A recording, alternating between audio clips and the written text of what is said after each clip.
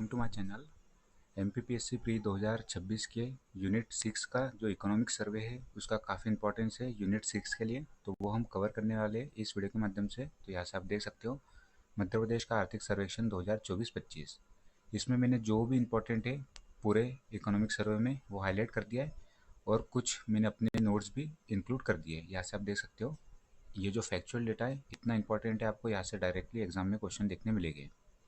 तो ये क्रक्स जो है मैंने 6 पन्नों में लिख दिया है, यहाँ से आप देख सकते हो।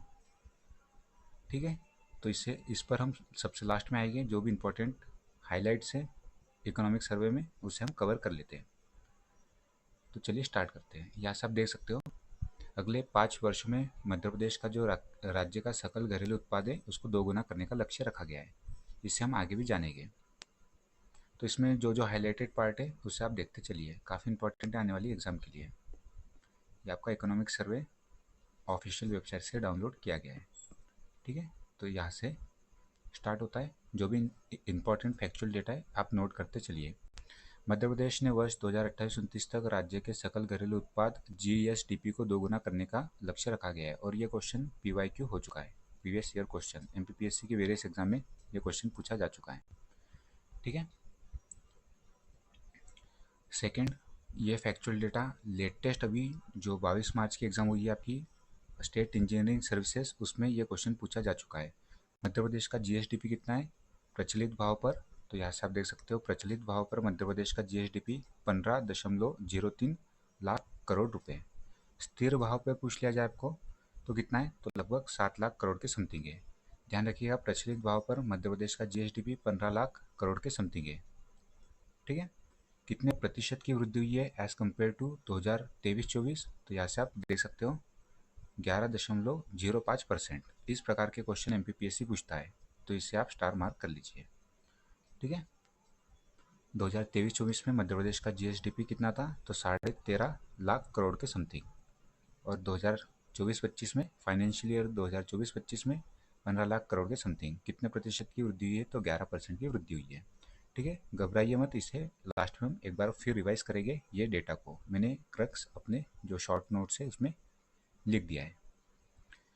अब स्थिर भाव पे पूछ लिया जाए तो क्या होगा? स्थिर भाव पे मध्य प्रदेश की जीएसडीपी कितनी है, तो यहाँ से आप देख सकते हो लगभग 7.12 लाख करोड़ रुपए। एज कम्पेयर टू 2023-24 कितने प्रतिशत की वृद्धि हुई है ऐसा पूछ लिया जाए स्थिर कीमतों पर, तो 6%। चालू कीमतों पर वृद्धि पूछ ली जाए तो 11%। और ये दोनों डेटा आने की प्रबल संभावना है।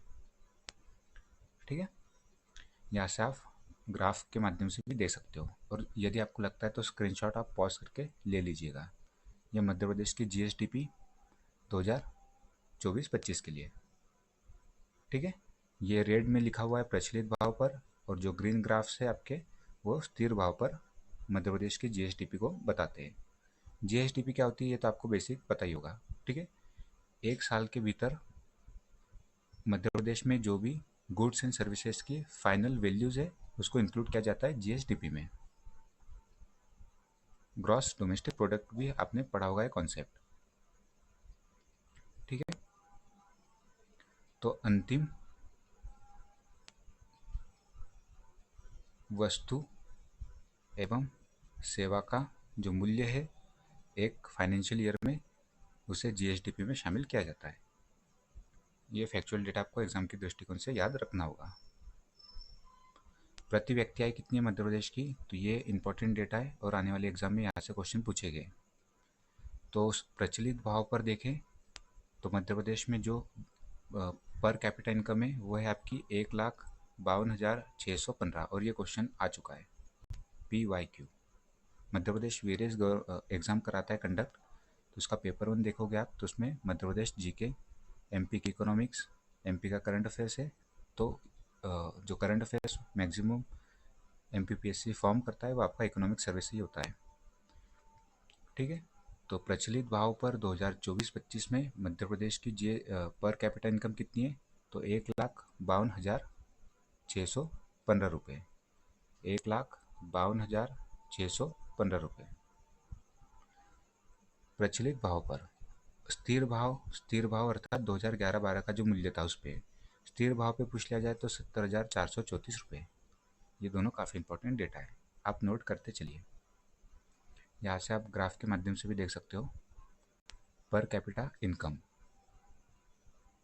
स्थिर भाव पर कैपिटा इनकम कितनी है तो 70,434 रुपये। प्रचलित भाव पर देखें तो 1,52,615 रुपये। डायरेक्टली आपको छपा मिलेगा ये क्वेश्चन, ठीक है। यदि यहाँ से क्वेश्चन फ्रेम होता है तो ध्यान रखिएगा कि प्रचलित भाव पे पूछा जा रहा है या स्थिर भाव पर कैपिटा इनकम। और 2047 तक हमने जो पर कैपिटा इनकम है उसको 22 लाख रुपए करने का लक्ष्य रखा है। आप देखिएगा ये क्वेश्चन डायरेक्टली आपको मिल सकता है।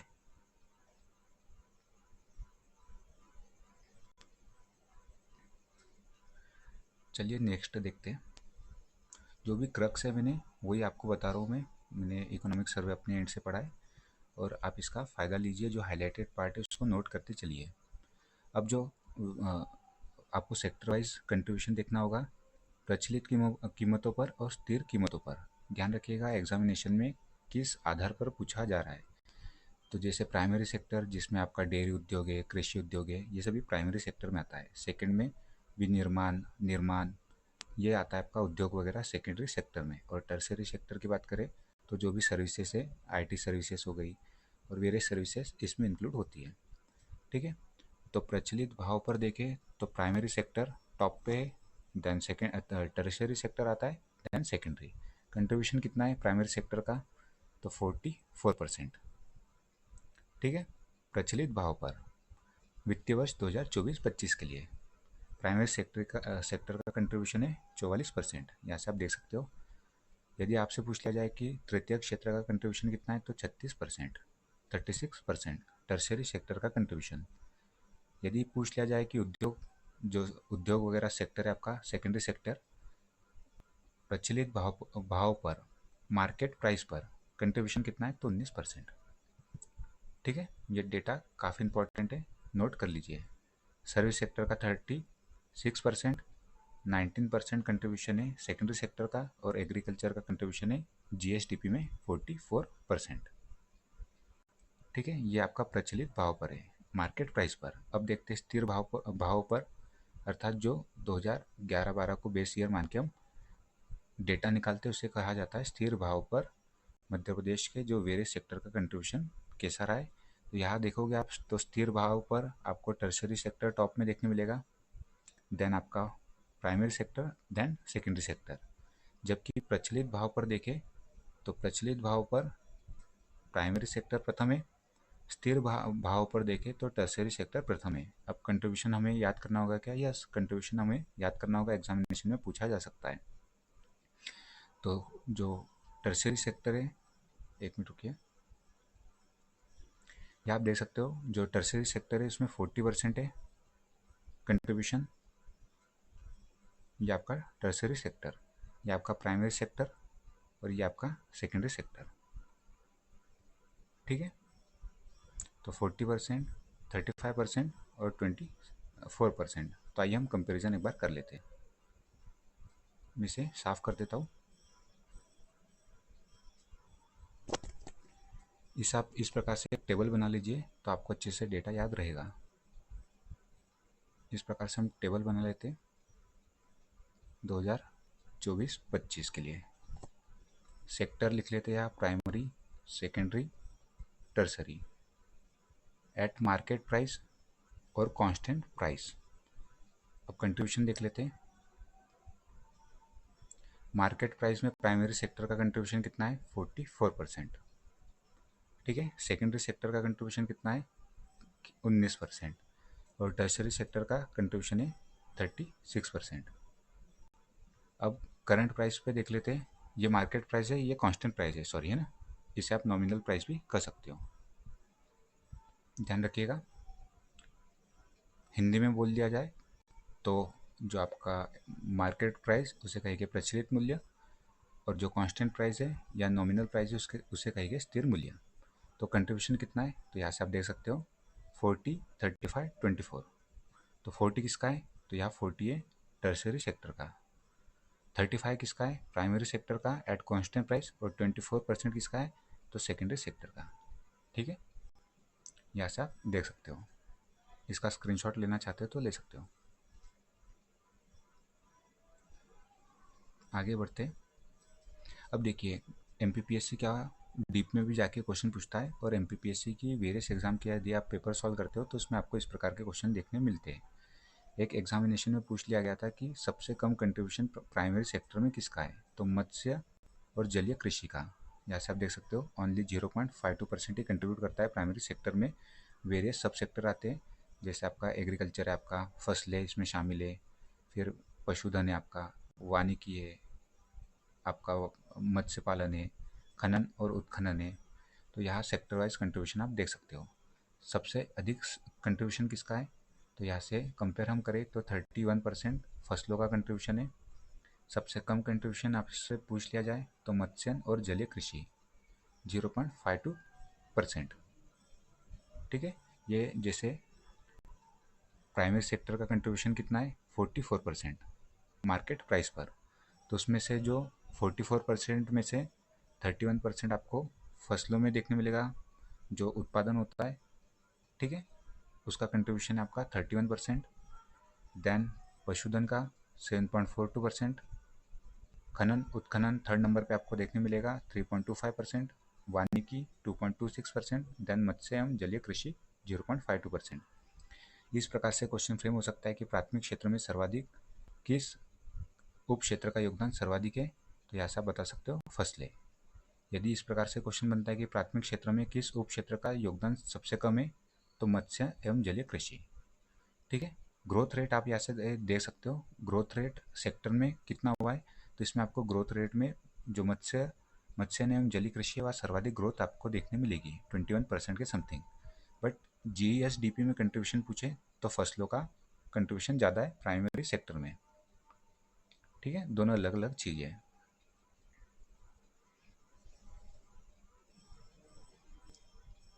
हाँ, ये डेटा भी ध्यान रखिए, जो प्राइमरी सेक्टर है और आपका सेकेंडरी सेक्टर है, इसमें जो योगदान है 2024-25 में 44.55% से घटकर 44.36% हो गया है।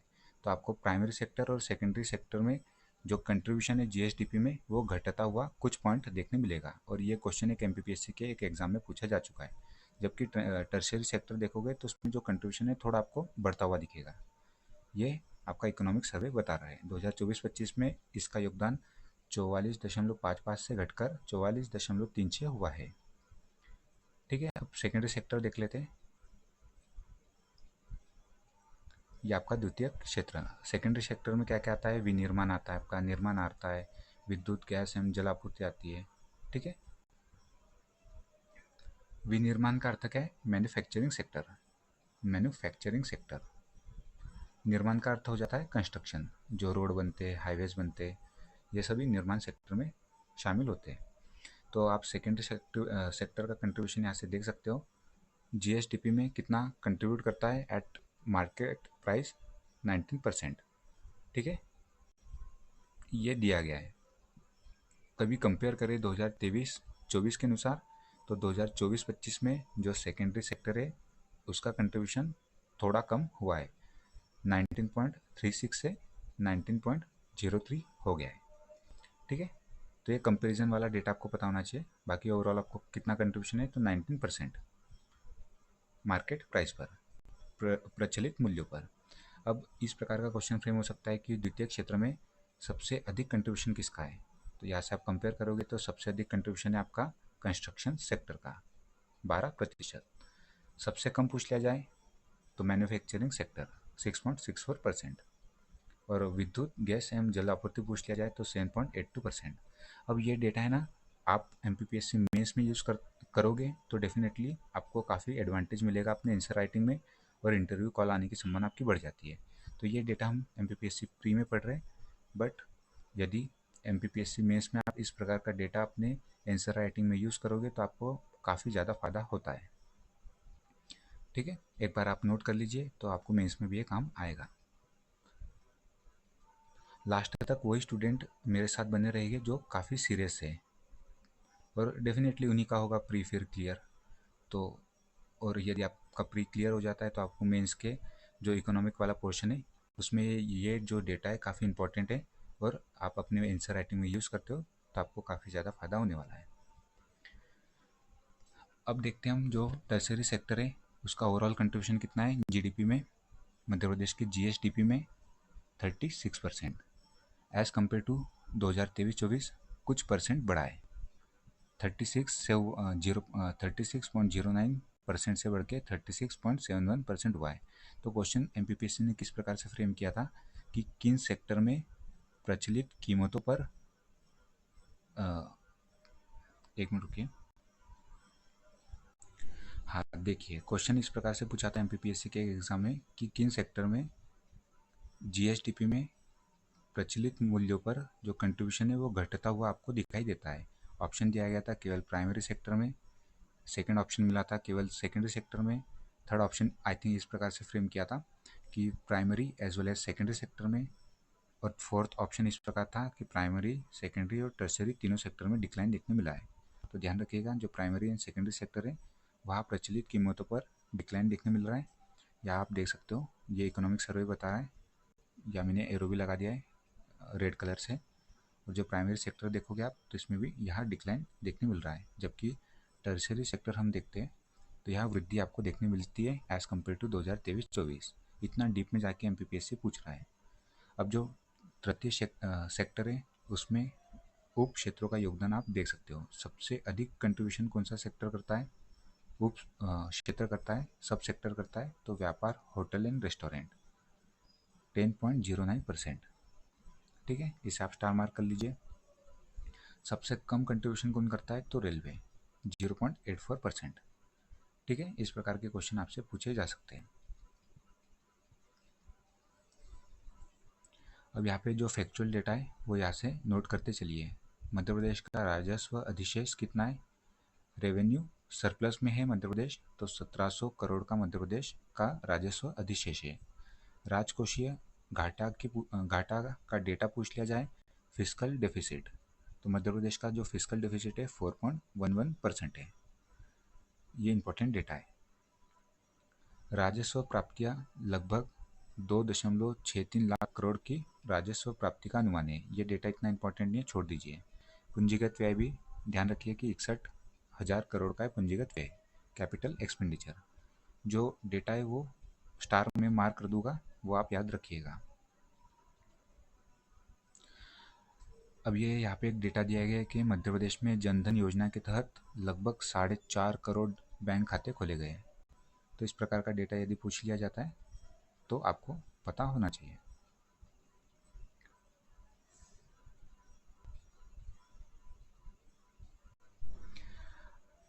अब थोड़ा हम फास्ट कर लेते हैं। खाद्यान्न उत्पादन में मामूली गिरावट देखी गई है, जबकि दलहन और तिलहन में वृद्धि दर्ज की गई है। ये फैक्चुअल डेटा है। पर कैपिटा मिल्क अवेलेबिलिटी कितनी है, तो यहाँ से आप ये डेटा देखिए, इकोनॉमिक सर्वे में दिया गया है, और ये भी PYQ में पूछा जा चुका है। Per capita milk availability of Madhya Pradesh is 652 gram per day. विकास के उत्प्रेरक यहाँ से आप देख सकते हो, 2025 से उसे उद्योग वर्ष के रूप में मनाया गया है, और 2026 से उसे कृषि वर्ष के रूप में मध्य प्रदेश गवर्नमेंट मना रही है। अब उद्योग संवर्धन नीति, यहाँ से भी ये देखिए मैंने PYQ इसमें लिख दिया है। जो उद्योग संवर्धन नीति है 2025, उसके तहत 2030 तक क्या लक्ष्य रखा गया है, तो मध्य प्रदेश की जो GSDP है उसे 2.9 लाख करोड़ से बढ़ाकर 6 लाख करोड़ रुपए करने का लक्ष्य रखा गया है। यदि आपसे स्पेसिफिक पूछ लिया जाता है कि उद्योग संवर्धन नीति के तहत, तो आप बताएंगे 2030 तक करने का लक्ष्य रखा गया है, जबकि हमने इनिशियली जो डेटा देखा था 2029 तक मध्य प्रदेश की GSDP को दोगुना करने का लक्ष्य रखा गया है। ठीक है, 2028-29 तक, और वो क्वेश्चन आ चुका है। यदि स्पेसिफिकली पूछ लिया जाता है औद्योगिक संवर्धन नीति के अनुसार, तो आपको बताना है कितना लाख करोड़ करने की मध्य प्रदेश की GSDP को कितने लाख करोड़ करने का लक्ष्य रखा गया है। तो यहाँ से आप देख सकते हो मध्य प्रदेश की जो GSDP है उसको 2.9 लाख करोड़ रुपए से बढ़ाकर 6 लाख करोड़ रुपए करने का लक्ष्य रखा गया है। ठीक है, हाँ, इसके अंतर्गत एक फैक्चुअल डेटा है 2030 तक 20 लाख नए रोजगार सृजित करने का भी इसमें लक्ष्य रखा गया है। ये डेटा इस प्रकार से पूछा गया था कि उद्योग संवर्धन नीति 2025 के अनुसार कितने नए रोजगार सृजित करने का लक्ष्य रखा गया है, और डेटा दिया गया था आपका मिलियन में, 1 मिलियन, 2 मिलियन, 3 मिलियन, 4 मिलियन। आप एक बार ये क्वेश्चन को देख लीजिएगा। ठीक है, 2 मिलियन अर्थात 20 लाख।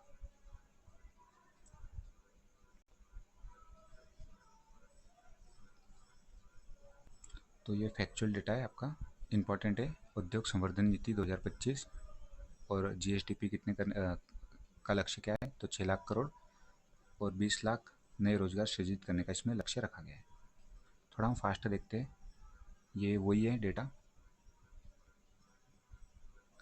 ये मध्य प्रदेश का जो एक्सपोर्ट है वो बता रहा है। मध्य प्रदेश का एक्सपोर्ट लगभग 65,000 करोड़ का है 2023-24 के लिए। और सबसे अधिक मध्य प्रदेश किस चीज़ का एक्सपोर्ट करता है, तो फार्मास्यूटिकल्स। बस इतना ध्यान रखिए आप। अब इसे आप फिर से स्टार मार्क कर लीजिए। मध्य प्रदेश में जो एयरपोर्ट्स है वो आई थिंक प्रेजेंट का बता रहा हूँ मैं, 8 एयरपोर्ट हो चुके हैं। रीवा के बाद आपका सतना और दमोह का जो एयरपोर्ट है वो भी ओपन हो चुका है। ठीक है, ये इकोनॉमिक सर्वे पुराना है तो इसमें पुराना डेटा दिया गया है। राज्य के 6 हवाई अड्डे की संख्या 2029 तक 11 करने का लक्ष्य रखा है और 2047 तक 14 करने का लक्ष्य इसमें हमने रखा है। तो क्या यहाँ से क्वेश्चन पूछा जाएगा कि 2047 तक मध्य प्रदेश में कितने हवाई जो अड्डे हैं उनका मतलब बनाने का लक्ष्य रखा गया है, तो 14 एयरपोर्ट बनाने का लक्ष्य रखा गया है। ये इंपॉर्टेंट फैक्ट है। 2029 तक 11 और 2047 तक 14 एयरपोर्ट बनाने का लक्ष्य रखा गया है।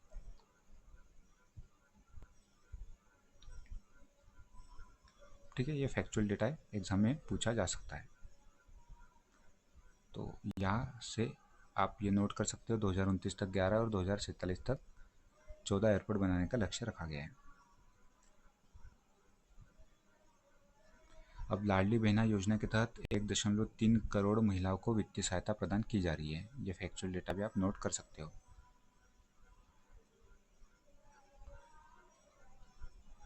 मध्य प्रदेश ने कितने लाख बच्चों को कुपोषण से बाहर निकाला है, ये डेटा पूछा जा सकता है। 12.5 लाख जो बच्चे उनको कुपोषण से बाहर निकालने का कार्य किया है मध्य प्रदेश गवर्नमेंट द्वारा।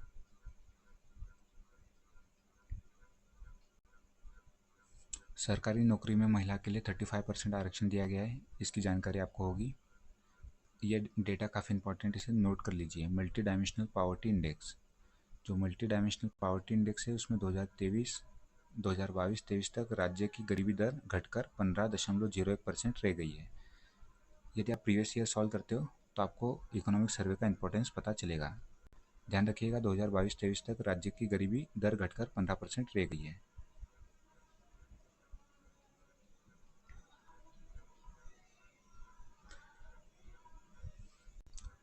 अड़तीसवें नेशनल गेम्स में मध्य प्रदेश ने 82 पदक जीते और मध्य प्रदेश का रैंक था 4th। आपने इसे करंट अफेयर्स में भी पढ़ा होगा। अब ये जो स्कीम है, स्वामी विवेकानंद युवा शक्ति मिशन, लॉन्च कब किया गया था, 12 जनवरी 2025 में। और इसमें एज ब्रैकेट ध्यान रखिएगा, 15 से लेकर 29 वर्ष के युवा वर्ग के लिए यह स्कीम चलाई जा रही है। इसे हम आगे भी देखेंगे।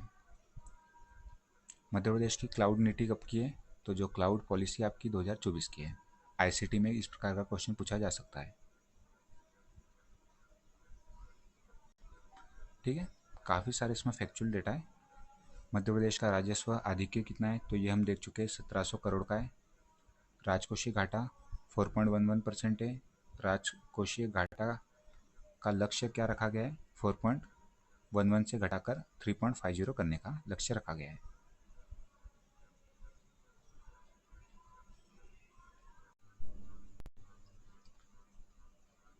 ठीक है, अब देखिए, जो मध्य प्रदेश है, मध्य प्रदेश गवर्नमेंट को लगभग 1 लाख करोड़ की समथिंग कर द्वारा राजस्व प्राप्त होता है। तो ये डेटा पूछा जा सकता है। हालांकि एमपीपीएससी इस प्रकार का फैक्चुअल डेटा नहीं पूछता है इतना ज़्यादा डीप में जाके। यदि पूछ लिया जाता है तो आपको यहाँ पे पता होना चाहिए कि मध्य प्रदेश को राजस्व से कुल कितना रेवेन्यू प्राप्त होता है। तो लगभग 1 लाख करोड़ के समथिंग। और बाकी डेटा मैं आपको याद करने के लिए सजेस्ट नहीं करूँगा। केंद्रीय करों में हिस्सेदारी लगभग 95,000 करोड़ के समथिंग है। जो 2025-26 है, ये हम क्या पढ़ रहे हैं, 2024-25 का इकोनॉमिक सर्वे 2025-26 के लिए ये आई थिंक 1,12,000 करोड़ के समथिंग हो चुका है। ठीक है। और अनुदान मिलता है सेंट्रल गवर्नमेंट से 45,000 करोड़ के समथिंग। आप इसे राउंड ऑफ फिगर करके याद कीजिएगा। बाकी से एक बार देख लीजिएगा, इतना इम्पोर्टेंट ये है नहीं। मेंस में आप यूज़ कर सकते हो इस प्रकार के डेटा को। अब टैक्स की बात करें, मध्य प्रदेश गवर्नमेंट को जो रेवेन्यू प्राप्त होता है वो tax and non tax receipt में आप बांट सकते हो। टैक्स की बात करें तो टैक्स में आपका इनकम टैक्स होता है, जीएसटी होता है, आपका उत्पाद शुल्क होता है। तो इन सभी में से यदि पूछ लिया जाता है कि बताइए मध्य प्रदेश गवर्नमेंट को डायरेक्ट टैक्स में सबसे अधिक रेवेन्यू किस टैक्स से आता है, ऑप्शन दे दिया जाए जीएसटी या कमर्शियल टैक्स, वाणिज्यिक कर या उत्पाद शुल्क या आपका स्टैंप और पंजीकरण ड्यूटी। तो आप इसमें स्टैंप और पंजीकरण टैक्स, तो इसमें आप बताओगे स्टेट जीएसटी से मध्य प्रदेश गवर्नमेंट को सर्वाधिक टैक्स प्राप्त होता है, लगभग 40,000 करोड़ का। ठीक है। तो यहाँ से आप देख सकते हो मध्य प्रदेश गवर्नमेंट को सर्वाधिक टैक्स जीएसटी से प्राप्त होता है। कौन सा जीएसटी? State GST.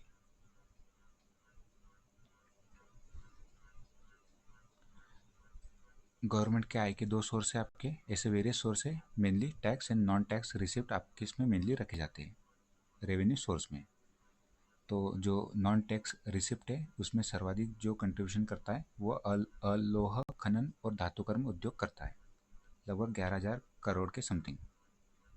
इसे आप छोड़ सकते हो। टैक्स में याद रखिएगा स्टेट जीएसटी सर्वाधिक कंट्रीब्यूट करता है।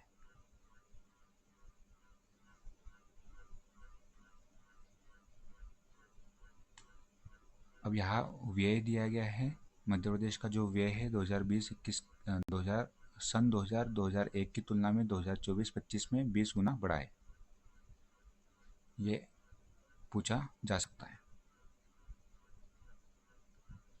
ये मध्य प्रदेश का एक्सपेंडिचर आप देख सकते हो 2004-05 में कितना था, 2024-25 में लगभग 3,26,000 करोड़ के समथिंग मध्य प्रदेश का कुल व्यय है, कुल एक्सपेंडिचर। ठीक है। जिसमें revenue as well as capital expenditure आपका शामिल होता है। और जो एक्सपेंडिचर हो रहा है आपका 3,26,000 करोड़ के समथिंग, उसमें से जो मेजर पोर्शन आपका रेवेन्यू एक्सपेंडिचर में ही गवर्नमेंट का चला जाता है। जाना क्या किस में चाहिए? कैपिटल एक्सपेंडिचर में चाहिए, ताकि रोड, हॉस्पिटल, इंफ्रास्ट्रक्चर का डेवलपमेंट हो। बट जाता किसमें? मध्य प्रदेश गवर्नमेंट का जो सर्वाधिक एक्सपेंडिचर है वो रेवेन्यू एक्सपेंडिचर होता है। पेंशन देना, सैलरी देना, इस प्रकार का जो एक्सपेंडिचर है वो आपका रेवेन्यू एक्सपेंडिचर में शामिल होता है।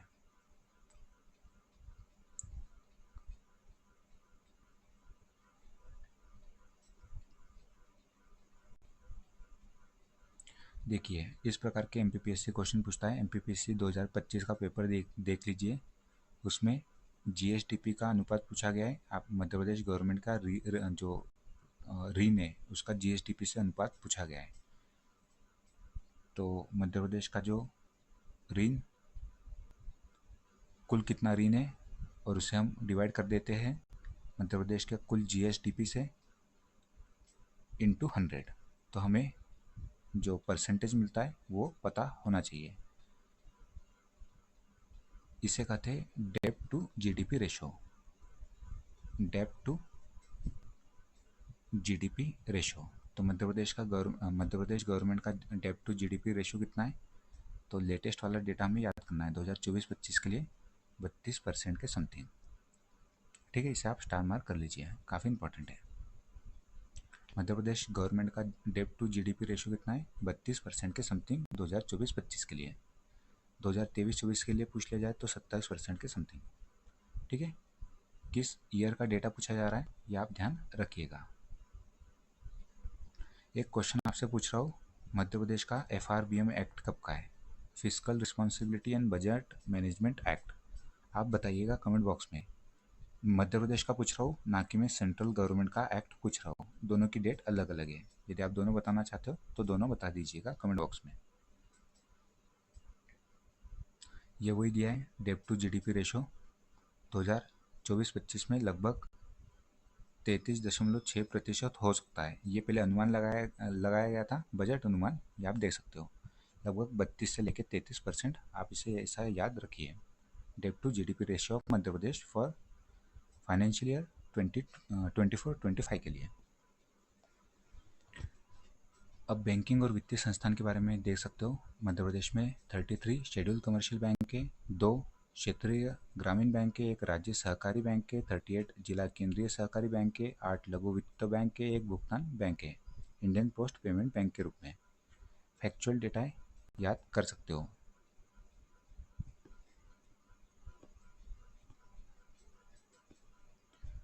ठीक है, जो इम्पोर्टेंट होगा वही मैं आपको बताता हूँ अभी। बैंक कितने लाख करोड़ का बैंक कितना ऋण देती है, तो लगभग 36,000 करोड़ का ऋण देती है मध्य प्रदेश की जो बैंक है वो। ये फैक्चुअल डेटा है, इतना डीप में नहीं पूछेंगे। सबसे ज़्यादा मध्य प्रदेश की जो बैंक्स है किस क्षेत्र में ऋण देती है, तो एग्रीकल्चर सेक्टर में लगभग 20,000 करोड़ का ऋण देती है। ठीक है, बस आप इससे जान लीजिए, इतना डीप में एमपीपीएससी नहीं पूछेगा।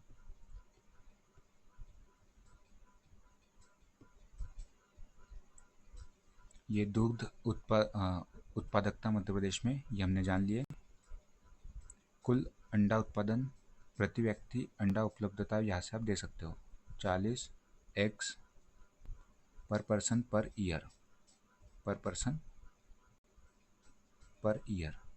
ठीक है, ये वार्षिक है। जबकि जो दूध उपलब्धता है 652 ग्राम, 652 ग्राम प्रति व्यक्ति प्रतिदिन है। ठीक है, प्रतिदिन है। और मध्य प्रदेश का दूध के उत्पादन में कौन सा रैंक है? 3rd रैंक है मध्य प्रदेश का दूध के उत्पादन में। प्रथम पे कौन है? आई थिंक यूपी है, सेकंड पे राजस्थान आता है और 3rd पे आपका मध्य प्रदेश है।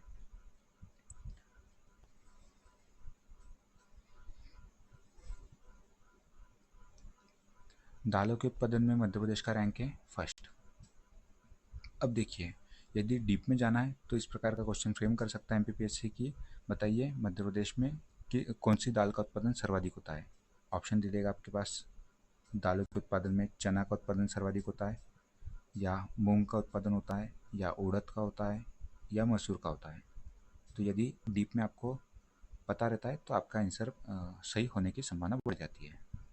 सही होगा ही डेफिनेटली फिर। तो यहाँ चार्ट के माध्यम से आप देख सकते हो। मध्य प्रदेश दालों के उत्पादन में प्रथम है। सर्वाधिक उत्पादन मध्य प्रदेश चने के दाल का करता है। ठीक है, अर्थात चने का उत्पादन करता है। देन मूंग का उत्पादन देख सकते हो। देन आपका उड़द है। फिर जो ब्लू ग्राफ है वो मसूर बता रहा है। ठीक है, तो ये आप यहाँ से कंपेयर कर सकते हो। सर्वाधिक मध्य प्रदेश किस दाल का उत्पादन करता है, तो चने की दाल का।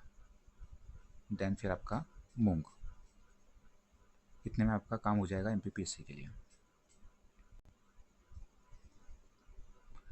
मध्य प्रदेश दालों के उत्पादन में देश में प्रथम स्थान पर है। तिलहन में पूछ लिया जाए तो सर्वाधिक किस फसल का उत्पादन करता है मध्य प्रदेश, तो सोयाबीन। ठीक है, ये कुल तिलहन दिया गया है, जबकि आप सोयाबीन यहाँ से देख सकते हो ऑरेंज ग्राफ के माध्यम से।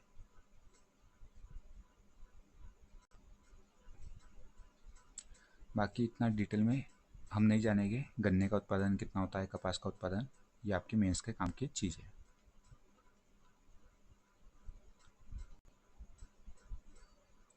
नरवाई प्रबंधन की विशेष कार्य योजना। प्रदेश में नरवाई जलाने की घटनाओं में कमी लाने के लिए कार्य योजना तैयार की गई है। प्रदेश के 30 जिलों में नरवाई जलाने से मुक्त किए जाने हेतु 388 ग्रामों का चयन किया गया है। ठीक है, जो फसल अवशेष बच जाते उसे कहते हैं नरवाई। रानी दुर्गावती अन्न प्रोत्साहन योजना। अब देखिए, ये पीवाई की क्वेश्चन है। अभी फरवरी या जनवरी का कोई एग्जाम हुआ था, उसमें ये पोर्टल पूछ लिया गया था। आई थिंक फरवरी का ही एग्जाम है। जो रानी दुर्गावती श्री अन्न प्रोत्साहन योजना है, इसमें जो डीबीटी होता है, डायरेक्ट बेनिफिट ट्रांसफ़र, वो किस पोर्टल के हेल्प के माध्यम से किया जाता है? तो सारा पोर्टल ये आपका इकोनॉमिक सर्वे से ही लिया गया है, इसलिए इतना इम्पोर्टेंट है इकोनॉमिक सर्वे। बैंक खाते में प्रति हेक्टेयर 3900 रुपये की राशि जो किसान है उसे दी जाती है through DBT, direct benefit transfer.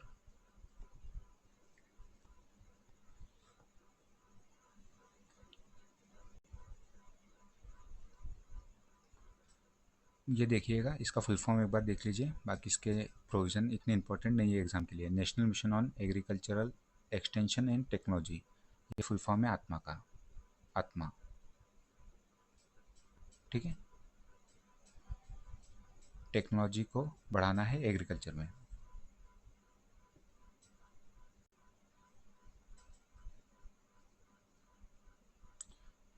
सूचना प्रौद्योगिकी के रूप में यहाँ से देख सकते हो, कृषि उन्नति की एकीकृत अवधारणा के तहत 3 प्रमुख प्रौद्योगिकी की एकीकृत प्लेटफॉर्म का उपयोग किया जाता है: एग्री जीआईएस, एमपी किसान मोबाइल ऐप और एग्रीस्टेक एकीकृत किसान डेटाबेस। इसे पॉज करके आप देख सकते हो। ये एग्री जीआईएस एमपीपीएससी ने ओल्ड एग्जाम में पूछा है।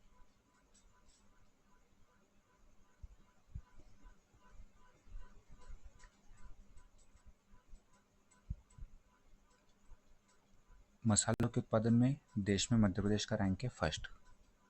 कुल कितना प्रोडक्शन करता है? तो 56.42 लाख मेट्रिक टन। अब देखिए, इसका फ़ायदा, इकोनॉमिक सर्वे पढ़ने का फ़ायदा क्या होता है? यदि अंदर डीप में पूछ लिया जाता है कि मसालों के उत्पादन में किस मसाले का उत्पादन सर्वाधिक होता है, तो आपको यहाँ से डेटा देखने मिल जाएगा। यहाँ से आप देख सकते हो, कंपैरिजन कर सकते हो। आप देख के बताइए कि किस मसाले का उत्पादन मध्य प्रदेश में सर्वाधिक हो रहा है। तो यहाँ मेंशन है, देखिए, गार्लिक, ठीक है।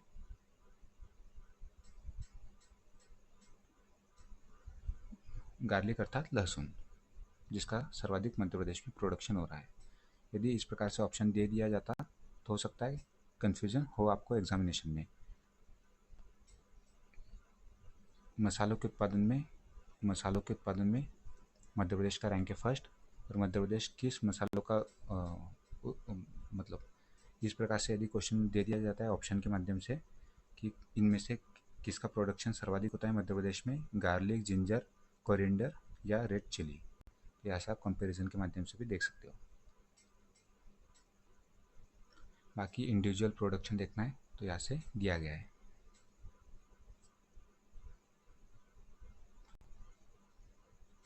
ठीक है, सब्जियों में उत्पादन देख सकते हो, टोमेटो, पोटैटो, ओनियन। तो ओनियन में इन तीनों में कंपैरिजन करेंगे तो ओनियन का प्रोडक्शन सर्वाधिक हो रहा है।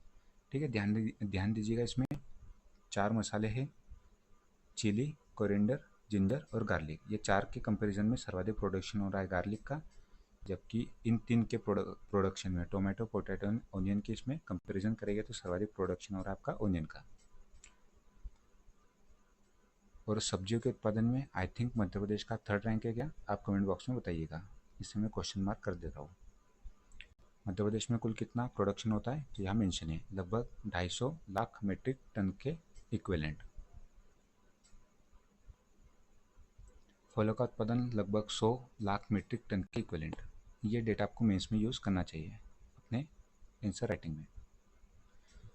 अब यह कंपैरिजन दे दिया जाए कि बताइए, क्वेश्चन पूछ लिया जाए कि किस फल का उत्पादन मध्य प्रदेश में सर्वाधिक होता है। ऑप्शन में इस प्रकार से बना दिया जाए कि बनाना, मैंगो, ऑरेंज और एक कोई और ऑप्शन दे दिया जाए, तो ध्यान रखिएगा, यदि इन 3 में कंपैरिजन किया जाता है तो बनाना का प्रोडक्शन सर्वाधिक होता है।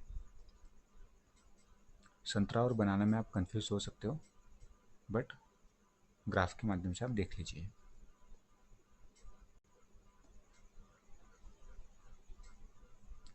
फूलों में आई थिंक गेंदे का उत्पादन सर्वाधिक होता है। अब इसे पॉज करके देख लीजिएगा, काफ़ी ज़्यादा डेटा दिया गया है। मैं जहाँ तक देख पा रहा हूँ इसमें गेंदे के फूल का उत्पादन ही सर्वाधिक मुझे दिख रहा है। अब जो औषधि फसलें हैं, औषधि पौधा, उसमें क्या अश्वगंधा का सर्वाधिक प्रोडक्शन होता है क्या मध्य प्रदेश में? नहीं, इसबगुल का सर्वाधिक प्रोडक्शन होता है देन अश्वगंधा का। ठीक है, यदि डीप में पूछ लिया जाता है तो आपको फायदा होगा।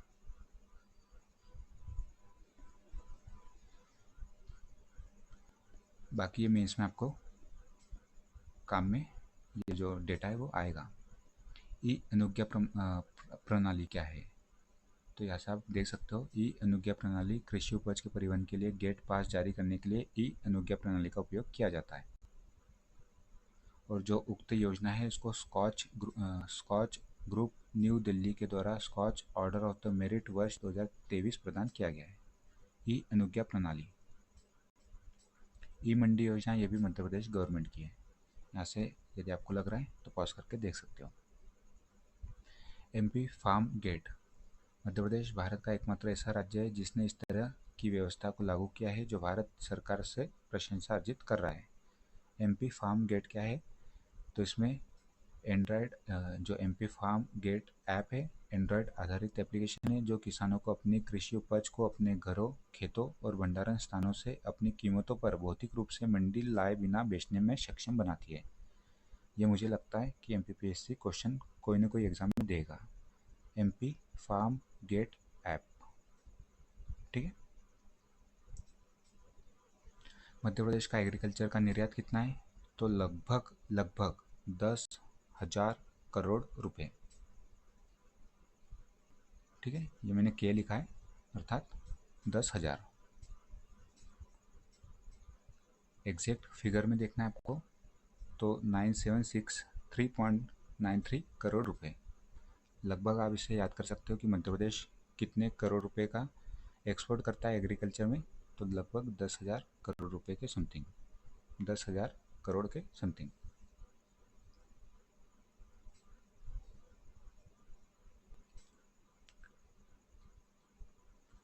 ई नैम के बारे में आप जानते ही होंगे, 2016 में से लॉन्च किया था सेंट्रल गवर्नमेंट द्वारा। मुख्यमंत्री कृषक जीवन कल्याण योजना, ये आपके 2008 की है। इसमें क्या प्रोविज़न है तो यहाँ से आप पॉज करके नोट कर सकते हो। ये योजना याद रखिए, मुख्यमंत्री कृषक जीवन कल्याण योजना 27 सितंबर 2008 को शुरू की गई थी।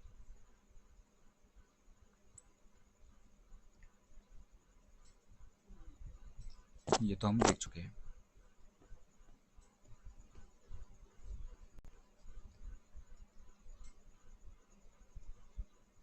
जो नेशनल फूड सिक्योरिटी एक्ट है, नेशनल फूड सिक्योरिटी एक्ट 2013, उसके तहत मध्य प्रदेश में कितने व्यक्तियों को लाभ मिलता है? तो लगभग 5.5 करोड़ लोगों को। और मध्य प्रदेश की जनसंख्या ये 726,26,809, तो उसमें से आप देख सकते हो लगभग 5.5 करोड़ लोगों को नेशनल फूड सिक्योरिटी एक्ट के तहत, फूड सिक्योरिटी के तहत लाभ मिलता है।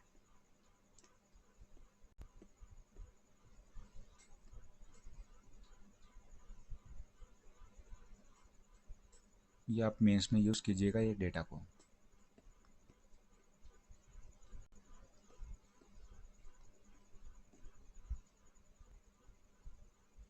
ये ध्यान रखिएगा, कभी पूछ लिया जाता है बायोफ्लॉक सिस्टम क्या है।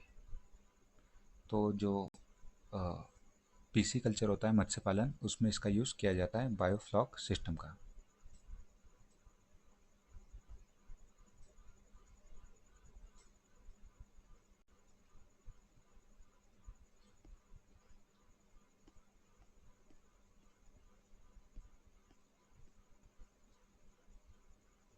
जो भी इम्पोर्टेंट है वो मैंने हाईलाइट कर दिया है। पीएम जनमन स्कीम काफ़ी बार पूछी जाती है। कब लॉन्च हुई थी? तो 15 नवंबर 2023। और ये मध्य प्रदेश के जो पीवीटीजी टाइप्स आपकी सहरिया, भारिया और बेगा, इनके लिए इंफ्रास्ट्रक्चर डेवलपमेंट करने की स्कीम है। ठीक है, सेंट्रल गवर्नमेंट की स्कीम है, बट जो मध्य प्रदेश में 3 पीवीटीजी से बेगा, सहरिया, भारिया, उनके लिए ये इम्प्लीमेंट की जा रही है पीएम जनमन योजना। और ये कितने जिलों में लागू है? ये रिसेंटली जो 22 मार्च का आपका एग्ज़ाम हुआ है उसमें क्वेश्चन पूछा जा चुका है। तो ये मध्य प्रदेश के 24 जिलों में लागू की जा चुकी है। पीएम जनमन, यहाँ से आप देख सकते हो 22 मार्च का एग्ज़ाम में क्वेश्चन पूछा जा चुका है। जो लास्ट तक बने रहेगा उसके काफ़ी फ़ायदा होगा, और ऑलमोस्ट वही सीरियस बच्चे होते हैं जो लास्ट तक बने रहेंगे, क्योंकि इसमें काफ़ी सारा इंपॉर्टेंट डेटा दिया गया है। यहाँ से आप देख सकते हो प्रधानमंत्री जनजातीय आदिवासी न्याय महाअभियान शुरुआत हुई थी 15 नवंबर 2023 में। मध्य प्रदेश की जो 3 पीबीटीजी से शहरिया भारिया बेगा उनके लिए स्कीम लाई गई है। इसमें योजना के तहत 9 प्रमुख मंत्रालयों के माध्यम से 11 घटकों को शामिल किया गया है, और मध्य प्रदेश के 24 जिलों में ये स्कीम लागू की गई है। यहाँ से क्वेश्चन बन चुका है।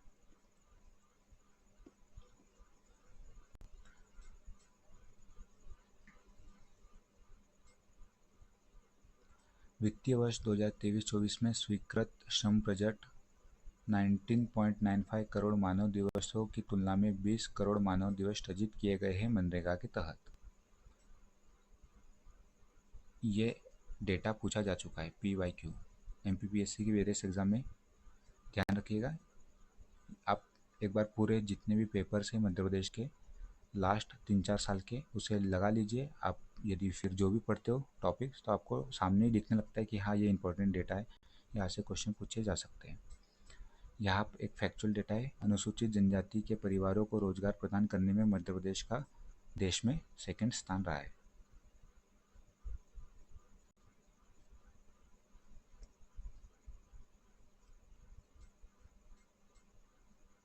ये हम ऑलरेडी कवर कर चुके हैं। औद्योगिक संवर्धन नीति, मध्य प्रदेश में कुल कितनी रजिस्टर MSME इकाई है? तो लगभग 4.5 लाख के समथिंग, 4.5 लाख इकाई है मध्य प्रदेश में MSME, जो 22.5 लाख लोगों को रोजगार देती है। ये डेटा आपको MPPSC मेंस में काम आएगा। ठीक है, ये पूछा जा सकता है प्री में, मध्य प्रदेश में कितनी रजिस्टर पंजीकरण MSME इकाई है जिनका पंजीकरण हुआ है 2023-24 में। तो ये कुल जो इकाई है 4.57 लाख इकाई हो चुकी है। मध्य प्रदेश में 2024 में कुल कितने पर्यटक आए? तो लगभग 13.5 करोड़। मध्य प्रदेश की नवीनतम उद्योग संवर्धन नीति 2025 की, जिसकी हमने चर्चा की है। फिल्म एवं पर्यटन नीति 2025 की, ये भी ध्यान रखिएगा। क्लाउड पॉलिसी 2024, ठीक है, ये भी इम्पोर्टेंट है जो हमने जानी है।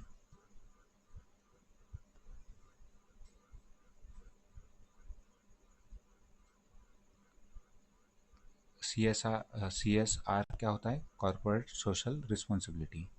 जो उद्योग वगैरह है उन्हें 2% अपने जो रेवेन्यू है, आई थिंक प्रॉफिट है या रेवेन्यू, इसे देख लीजिएगा, उसका 2% सोशल सामाजिक जो क्षेत्र है उसमें खर्च करना होता है। तो मध्य प्रदेश में जो उद्योग वगैरह खर्च करते हैं CSR, वह है आपका 650 करोड़ के समथिंग। ठीक है, इसे आप छोड़ दीजिए, ये इतना इम्पोर्टेंट है नहीं। ये CSR वगैरह का डेटा दिया गया है, इसे छोड़ सकते हो। मध्य प्रदेश के कितने जिले आकांक्षी जिलों में शामिल है? तो नीति आयोग की जो आकांक्षा जिले रिपोर्ट है उसमें 112 जिलों में से मध्य प्रदेश के 8 जिले शामिल है। वे 8 जिले कौन कौन से हैं? तो ये लिस्ट आप देख सकते हो। सिंगरौली है, खंडवा है, दमोह है, राजगढ़, गुना, छतरपुर, बड़वानी, विदिशा। बाकी आप डेटा छोड़ सकते हो, बस ये याद रख लीजिएगा, ये 8 जिले हैं। सिंगरौली, खंडवा, दमोह, राजगढ़, गुना, छतरपुर, बड़वानी, विदिशा।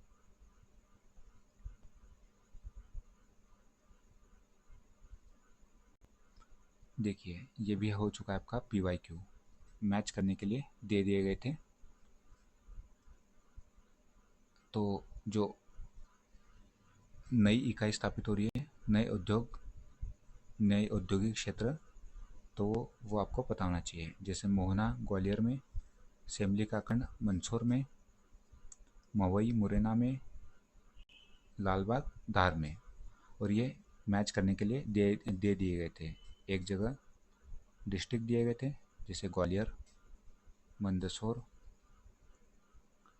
धार, और एक जगह औद्योगिक क्षेत्र, लालबाग, लालबाग, फिर सेमली काकंड, सेमली कनकड़, फिर मवई, या इस प्रकार से मोहना, तो उससे मैच करना था आपको। ध्यान रखिएगा, ये जो औद्योगिक क्षेत्र है नए स्थापित हो रहे मध्य प्रदेश में, मोहना ग्वालियर में, सेमली कनकड़ कनकड़ मंदसौर में है, और लालबाग आपका धार में, मवई मुरैना।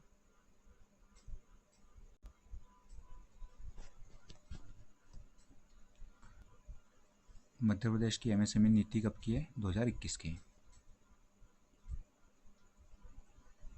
मध्य प्रदेश की स्टार्टअप नीति 2022 की। मध्य प्रदेश में कितने स्टार्टअप्स है? तो यहाँ से आप डेटा देख सकते हो। स्टार्टअप की संख्या 2024 का डेटा दिया गया है मध्य प्रदेश में, लगभग इसे कह सकते हो आप 1200 स्टार्टअप। एग्जैक्ट डेटा है 1192 2024 के लिए।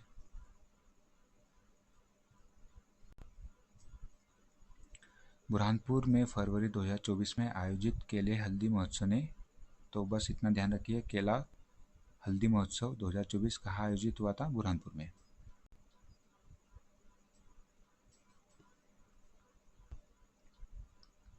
कारपेट पार्क कहाँ बनेगा? ग्वालियर और चंबल डिवीजन में। Craft handloom village Madhya Pradesh सरकार के सहयोग से अशोकनगर जिले के प्राणपुर में शिल्प हथकरघा गांव की स्थापना की जा रही है।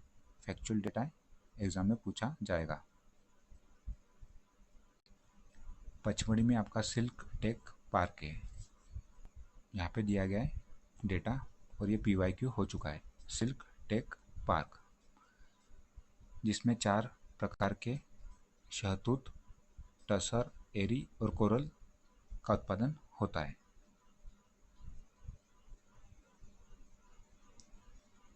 मध्य प्रदेश में, जैसे मैंने आपको बताया था, 13.5 करोड़ पर्यटक आए। सर्वाधिक किस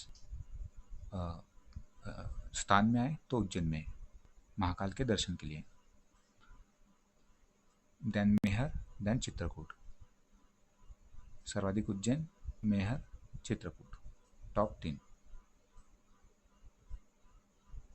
eco sensitive zone, eco sensitive zonal master plan बनाने का काम शुरू करने वाला मध्य प्रदेश देश का प्रथम राज्य है।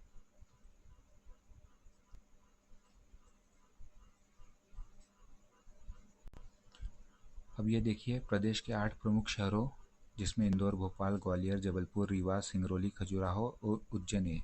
इनके बीच में हवाई संपर्क बनाने के लिए PM श्री पर्यटन हवाई सेवा शुरू की गई है। कब? तो जून 2024 में। PPP मॉडल पर आधारित है, पब्लिक प्राइवेट पार्टनरशिप। कितने शहरों में? तो 8 शहरों में PM श्री पर्यटन हवाई सेवा पूछा जा सकता है। मध्य प्रदेश के कितने शहरों में PM श्री पर्यटन सेवा चलाई जा रही है? तो करेक्ट आंसर हो जाएगा आपका 8 जिलों में। कौन कौन से जिले? तो भोपाल, इंदौर, ग्वालियर, जबलपुर, ये 4 मेजर, फिर रीवा, सिंगरौली, खजुराहो, उज्जैन। ठीक है, आपका भोपाल, इंदौर, ग्वालियर, जबलपुर, ये 4 तो आपको पता ही होंगे। ठीक है, जो मेजर सिटीज़ है मध्य प्रदेश में 4 है, भोपाल, इंदौर, ग्वालियर, जबलपुर, इसमें चलाया जा रहा है। एडिशनली जो याद करने आपको, रीवा, सिंगरौली, खजुराहो और उज्जैन। ये आपका उज्जैन, रीवा, सिंगरौली, खजुराहो, उज्जैन, रीवा, सिंगरौली, खजुराहो, उज्जैन, रीवा, सिंगरौली, खजुराहो, उज्जैन।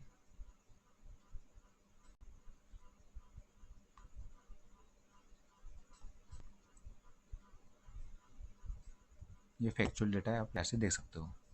सर्वश्रेष्ठ पर्यटन गांव 2024 का जो अवार्ड है मध्य प्रदेश के साबरवानी और लाडपुरा गांव ने जीता है।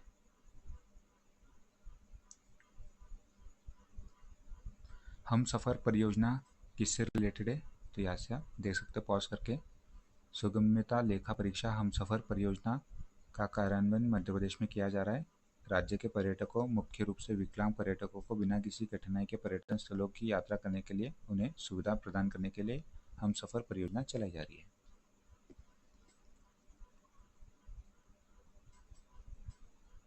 पीताम्बर पीठ कहाँ बनेगी? दतिया में। और शनिचर मंदिर मुरैना में विकास इसका हो रहा है।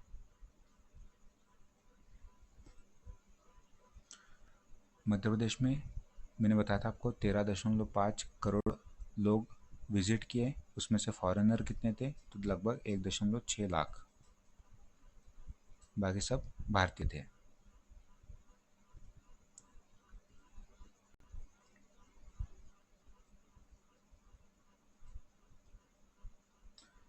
मध्य प्रदेश की जो क्षमता है इलेक्ट्रिसिटी की, इंस्टॉल कैपेसिटी, वो यहाँ से आप देख सकते हो।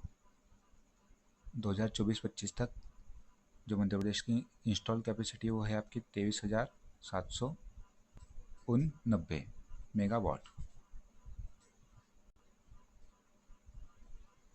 ये पूरा डेटा दिया गया है 2024-25, 2023-24, फिर 22-23, तो यहाँ से आप देख सकते हो।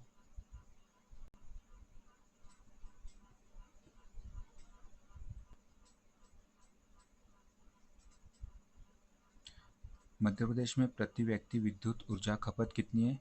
तो 1332 किलोवाट। ठीक है, ध्यान रखिएगा किलोवाट है ये, जबकि जो टोटल प्रोडक्शन है, इंस्टॉल कैपेसिटी है, वो है मेगावाट में। यहाँ दिया गया है।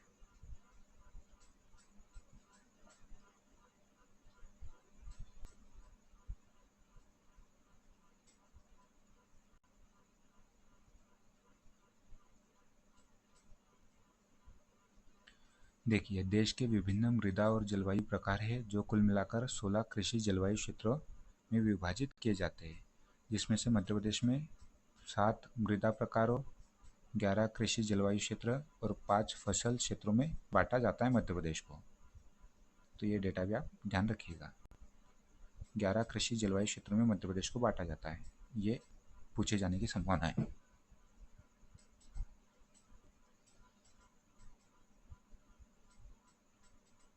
मध्य प्रदेश में कितनी मेजर सिंचाई परियोजनाएं?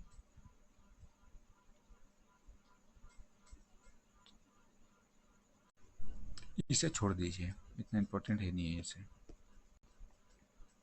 अब जो इम्पोर्टेंट डेटा है वो हम कवर करते हैं। जो मध्य प्रदेश सेंट्रल गवर्नमेंट की स्कीम है प्रधानमंत्री सिंचाई योजना, उसके तहत जो कंपोनेंट्स है, हर खेत को पानी पर ड्रॉप मोर क्रॉप, इसके तहत मध्य प्रदेश के 5 जिलों का चयन किया गया है: मंडला, डिंडोरी, उमरिया, शहडोल, सिंगरौली।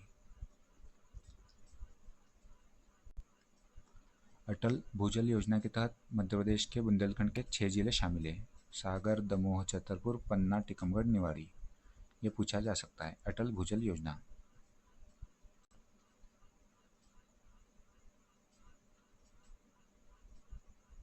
ये केन बेतवा लिंक परियोजना की बात यहाँ की जा रही है।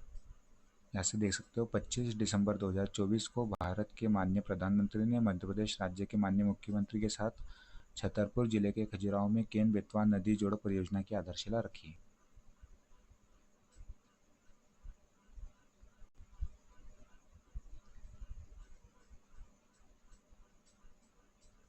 ये भारत का एक्सपोर्ट है, इसे आप देख सकते हो पॉज करके।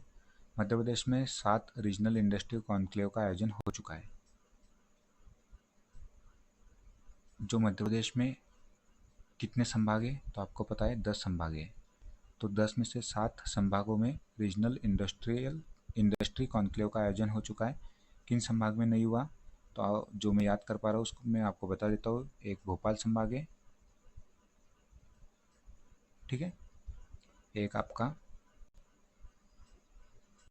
इंदौर संभाग है, और एक आपका चंबल संभाग है। ठीक है, ये तीन में रीजनल इंडस्ट्रियल कॉन्क्लेव नहीं हुए, बाकी 7 जो आपके संभाग है उनमें इंडस्ट्रियल कॉन्क्लेव हो चुके हैं। एक बार फिर इसे हम आगे भी देखेंगे, रिकन्फर्म आपको कर दूंगा। ग्लोबल इन्वेस्टर समिट 8वां संस्करण 2025 में, डेट आपको एग्जैक्ट याद करनी है तो 24-25 फरवरी 2025 में 8वां संस्करण है ग्लोबल इन्वेस्टर समिट का, कहा हुआ है भोपाल। इससे पहले 2023 में ग्लोबल इन्वेस्टर समिट का आयोजन हुआ था आपका इंदौर में, वो था 7वां संस्करण।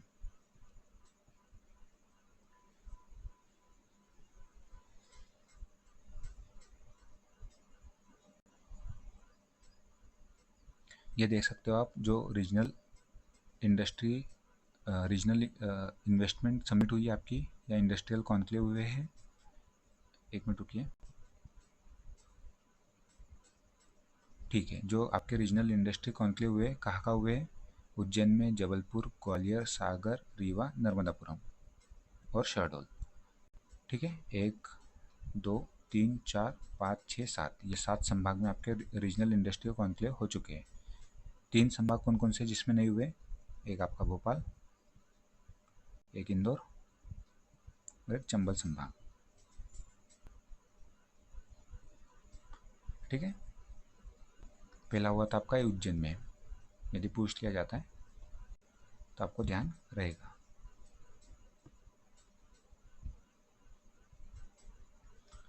ये लास्ट 6 मंथ का ही एक्सपोर्ट दिया गया है, जबकि एक साल का आप एक्सपोर्ट देखोगे तो लगभग 66,000 करोड़ रुपए का है मध्य प्रदेश का एक्सपोर्ट। ठीक है, और टॉप जिला कौन सा है? धार है। बट 6 मंथ का देखोगे तो उसमें इंदौर दिखेगा। यदि एक साल का पूछ लिया जाता है तो उसमें आपको धार देखने मिलेगा। और फार्मास्यूटिकल जो उत्पाद है वो सर्वाधिक मध्य प्रदेश से एक्सपोर्ट होते हैं। बस इतना ही फैक्चुअल डेटा है, यहाँ से आप देख सकते हो। 6 मंथ के हिसाब से देखो तो इंदौर फर्स्ट पे, और पूरे एक साल का देखोगे तो धार फर्स्ट पे एक्सपोर्ट में मध्य प्रदेश से।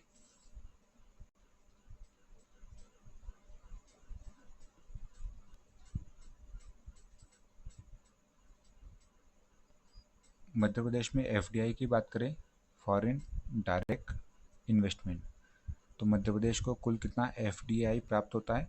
तो लगभग 341 करोड़ रुपए। और ये डेटा है आपका सितंबर 2024 तक का, काफ़ी कम है। मध्य प्रदेश में जो एफडीआई प्राप्त हो रहा है, फॉरेन डायरेक्ट इन्वेस्टमेंट, वो आपका 341 करोड़ रुपए है।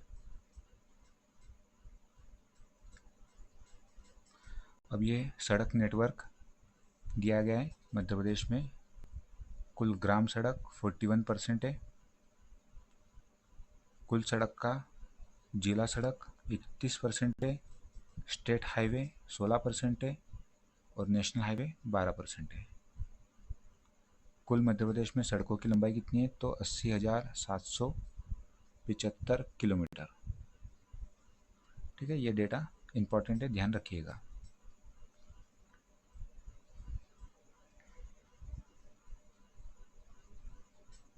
कौन सा डेटा इंपॉर्टेंट है? एक, कुल लंबाई कितनी है मध्य प्रदेश में? तो लगभग 80,775 किलोमीटर, जिसमें से 41% ग्रामीण सड़क है, 31% जिला सड़क, 16% स्टेट हाईवे, 12% नेशनल हाईवे। ये डेटा एग्जैक्ट, और ये परसेंटेज में मैंने बता दिया। ग्राम सड़क है 41%, जिला सड़क है आपकी 31%,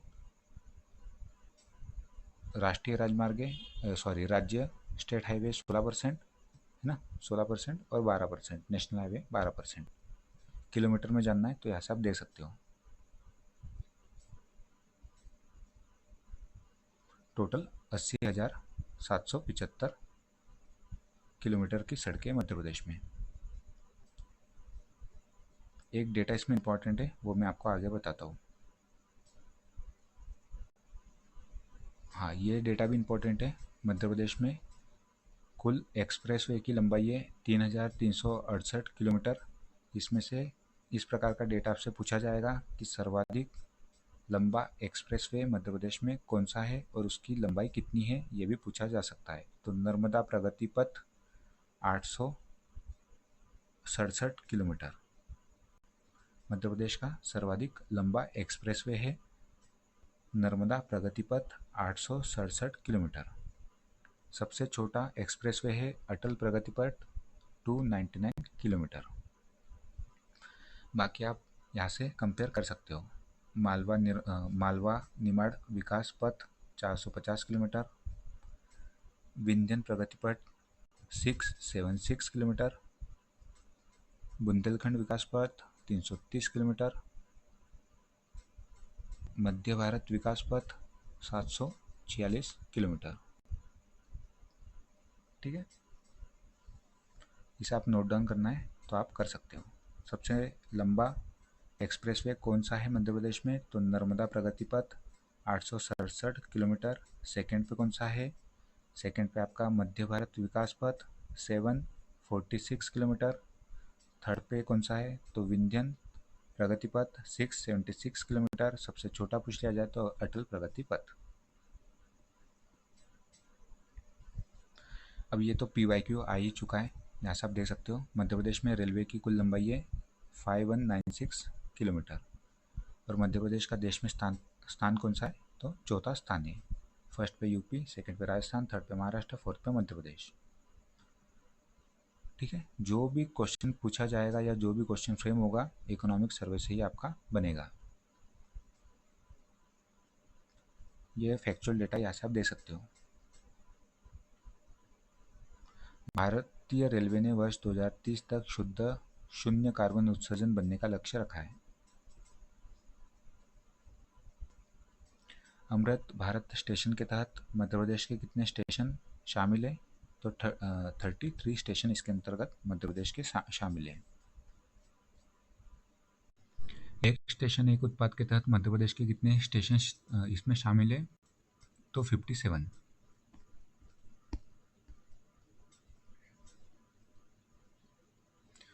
ये मध्य प्रदेश के एयरपोर्ट आपको देखने मिलेंगे। ये थोड़ा ओल्ड डेटा है, इसमें आपका सतना भी जुड़ जाएगा और दमोह, आई थिंक दमोह या दतिया में भी एक एयरपोर्ट अभी खुला है। चलिए इसको मैं कंफर्म करके आपको बता ही देता हूँ। हाँ, तो देख लीजिए इसमें जो मध्य प्रदेश में लेटेस्ट एयरपोर्ट हो चुके हैं, और हमने देखा भी था कि 2030 तक और 2047 तक कितने करने का लक्ष्य रखा गया है। तो 2047 तक मध्य प्रदेश में 14 एयरपोर्ट बनाने का लक्ष्य रखा गया है। प्रेजेंट में कितने हैं?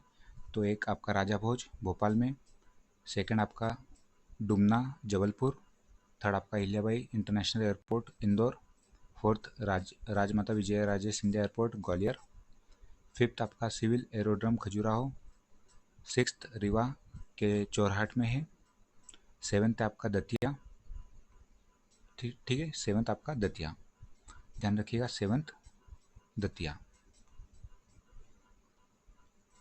मैंने आपको आई थिंक दमोह बता दिया था पहले, तो उसे आप सुधार लीजिएगा। सेवन्थ आपका दतिया, एट आपका सतना। ठीक है, एट आपका सतना।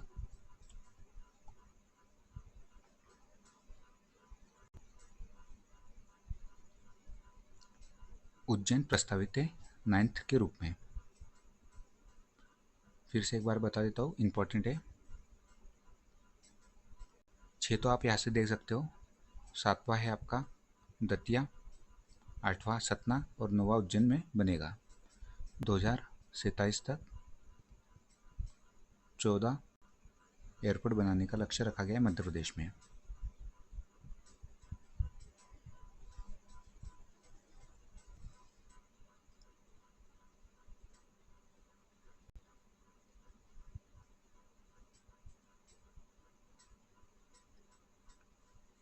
दो 2030 तक दुनिया की तीसरी सबसे बड़ी अर्थव्यवस्था बनने का महत्वाकांक्षी लक्ष्य है भारत का। तो ये तो हम सब जानते ही हैं।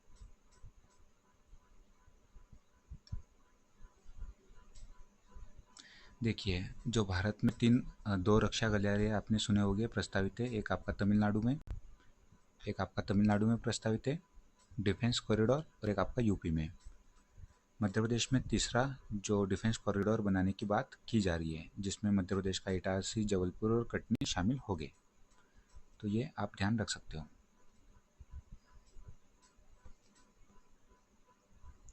गति शक्ति पोर्टल जो केन बेतवा लिंक परियोजना है, उसमें इसका रोल है, यहाँ से आप देख सकते हो। इस प्रकार के पोर्टल एग्जामिनेशन में पूछे जाते हैं।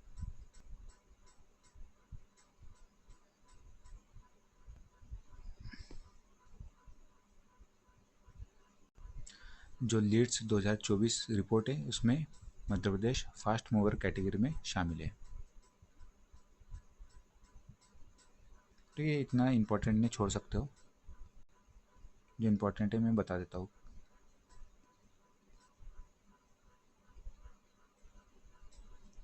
प्रधानमंत्री आवास योजना के तहत आप देख सकते हो देवास को सबसे अच्छा प्रदर्शन करने वाली नगर निगम के रूप में सेकंड पुरस्कार, गोहद को सबसे अच्छा प्रदर्शन करने वाली नगर पालिका के रूप में प्रथम पुरस्कार और जोबट को सबसे अच्छा प्रदर्शन करने वाली नगर परिषद के रूप में प्रथम पुरस्कार। किसमें? तो प्रधानमंत्री आवास योजना के तहत उसके क्रियान्वयन के लिए। निगम पालिका परिषद, ध्यान रखिएगा, देवास नगर निगम सेकंड, गोहद नगर पालिका first, Jobat I think Alirajpur में है और गोहद आई थिंक भिंड में है। देख लीजिएगा, एक बार कंफर्म कर लीजिएगा, गलत नहीं होना चाहिए।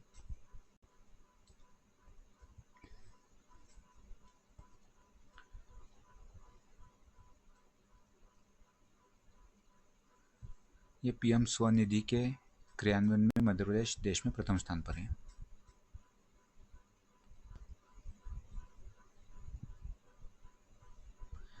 यदि पूछ लिया जाता है आपसे एग्जामिनेशन में कि कायाकल्प योजना किससे संबंधित है, तो राज्य शासन द्वारा समस्त नगरीय निकायों की सड़कों के उन्नयन और निर्माण के लिए कायाकल्प योजना चलाई जा रही है।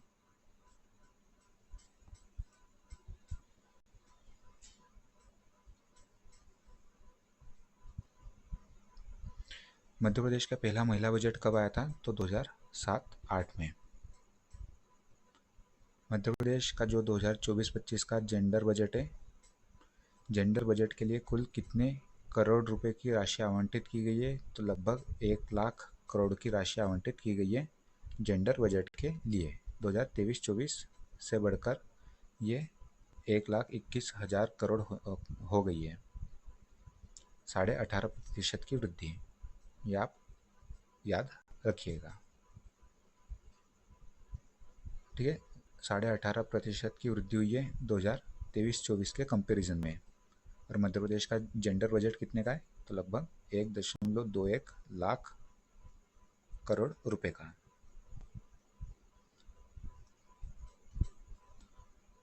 लाडली बहना योजना के लिए 26,560 करोड़ रुपए की राशि आवंटित की गई है, जो ठीक है। सॉरी, ये महिला एवं बाल विकास का बजट है, महिला एवं बाल विकास विभाग का बजट है 26,560 करोड़ रुपए, महिला एवं बाल विकास विभाग।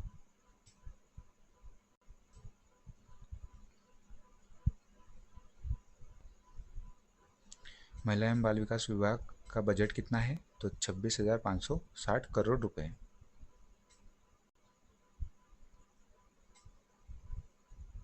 लाडली बहना स्कीम कब लॉन्च की गई थी, ये मेंशन है, और क्या क्या इसमें कंडीशन थी, यहाँ से आप देख सकते हो।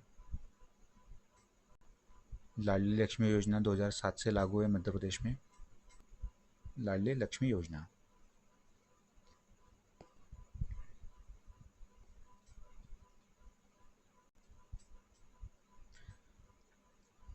मिशन नारी शक्ति योजना, जिसमें जन्म के समय लिंग अनुपात में 5 अंकों की वृद्धि करना, महिला साक्षरता दर में 5% की वृद्धि करना और महिला श्रम शक्ति की भागीदारी 3% बढ़ाने का लक्ष्य रखा गया है।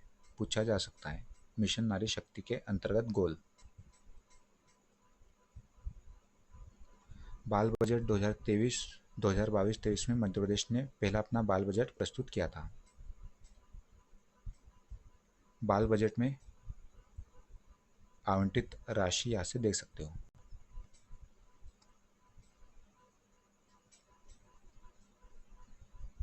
मुख्यमंत्री बाल आरोग्य संवर्धन कार्यक्रम कुपोषण को कम करने के लिए लाया गया था।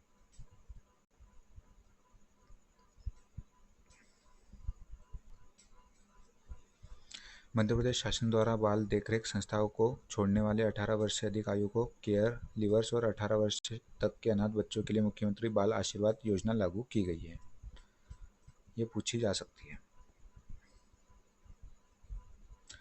मध्य प्रदेश भवन एवं अन्य, ठीक है, इसे छोड़ सकते हो, इतना इम्पोर्टेंट है नहीं है। मुख्यमंत्री जन कल्याण संबल योजना, ये आपकी PYQ है। मध्य प्रदेश में जो मल्टी डायमेंशनल पॉवर्टी है वो गिरकर 15.01% रह गई है, ठीक है। यहाँ आप देख सकते हो मध्य प्रदेश के लगभग 2.30 करोड़ लोगों को मल्टी डायमेंशनल पॉवर्टी से बाहर निकाला है। और देश की बात करें तो 2013-14 से 2022-23 में देश के कुल 24.82 करोड़ लोगों को मल्टी डायमेंशनल पॉवर्टी से बाहर निकालने का कार्य किया है।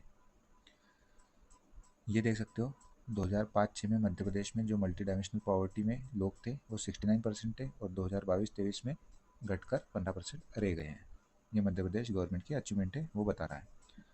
सस्टेनेबल डेवलपमेंट गोल रिपोर्ट 2023-24 कौन जारी करता है? नीति आयोग जारी करता है, और इसके लिए मैंने सेपरेट वीडियो बनाया, जाके आप उससे देखिएगा जरूर। इसमें मध्य प्रदेश का समग्र स्कोर है 67 2023-24 की रिपोर्ट में। कमेंट बॉक्स में बताइएगा मध्य प्रदेश किस कैटेगरी में फॉल करता है?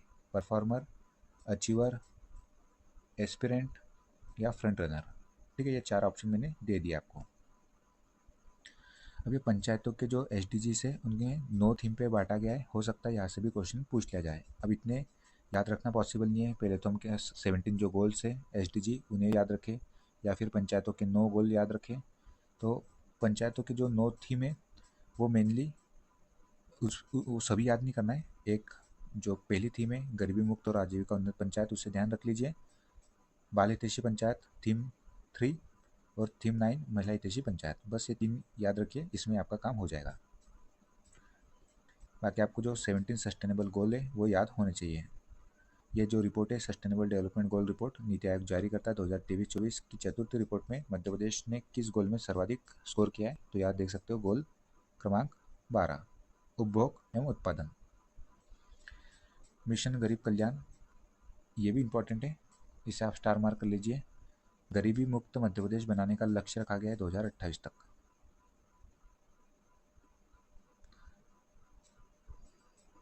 इन्फेंट मोर्टेलिटी रेट, इसका लक्ष्य रखा गया है 25 से कम करने का 2030 तक। ठीक है, ये भी इम्पोर्टेंट फैक्ट है। अब इसे आप जितना स्टार मार्क कर सकते हो उतना कर लीजिए, ये एग्जामिनेशन में पूछा जा सकता है। सैंपल रजिस्ट्रेशन सिस्टम 2023 की रिपोर्ट है जो कि जारी हुई है 2025 में। मैटरनल मोर्टेलिटी रेट मध्य प्रदेश में 159 से घट के 142 हो गई है। नियोनेटल मोर्टेलिटी रेट 29 से घटकर 27 और इन्फेंट मोर्टेलिटी रेट 40 से घटकर 37 हो गई है। ये तीनों डेटा इंपॉर्टेंट है, MMR, IMR, NMR। MMR की बात करें मैटरनल मोर्टेलिटी रेट 159 से घट के 142। इन्फेंट मोर्टेलिटी रेट की बात करें तो 40 से घटकर 37 हो गया है। ठीक है, अब जो फैक्चुअल इंपॉर्टेंट डेटा है हम वही कवर करेंगे। ये स्टैटिस्टिक है, मेंस के लिए ज़्यादा हेल्पफुल रहेगा। इसमें प्राइमरी हेल्थ सेंटर कितने हैं मध्य प्रदेश में, कम्युनिटी हेल्थ सेंटर कितने हैं, सब हेल्थ सेंटर कितने हैं, सिविल अस्पताल कितने हैं, चिकित्सा अस्पताल कितने हैं, जिला चिकित्सा अस्पताल, वो यहाँ मेंशन है। जो प्रधानमंत्री जन आरोग्य योजना है उसमें सेंटर और स्टेट का अनुपात 60:40 में, 60:40 में।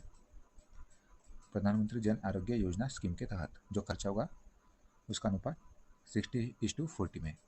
नेशनल फैमिली हेल्थ सर्वे, जो नेशनल फैमिली हेल्थ सर्वे आपका national family health survey 5th, इसके अनुसार मध्य प्रदेश में इन्फेंट मोर्टेलिटी रेट है 41.3%, सॉरी वो 41.3, ठीक है, प्रति 1000 जो शिशु होते हैं उन पर।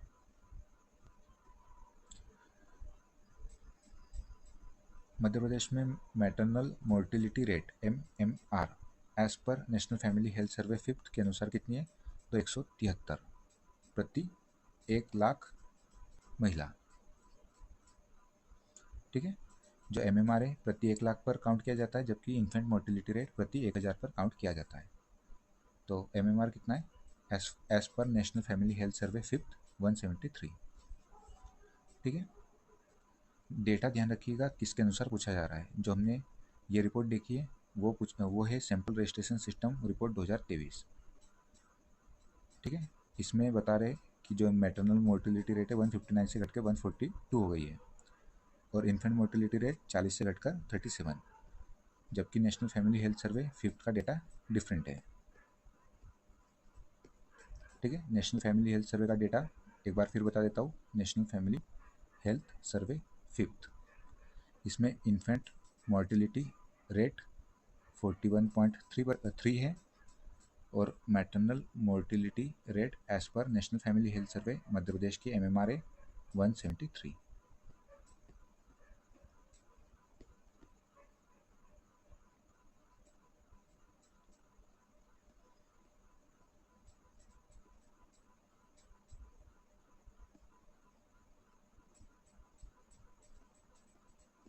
जो इम्पोर्टेंट डेटा है वो आपको बता देता हूँ।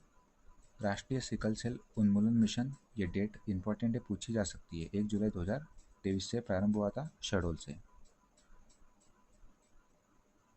विश्व सिकल सेल दिवस कब मनाया जाता है? 19 जून को सॉरी, है ना। सिकल सेल एनीमिया या फिर सिल्वर्स का भी पार्ट है।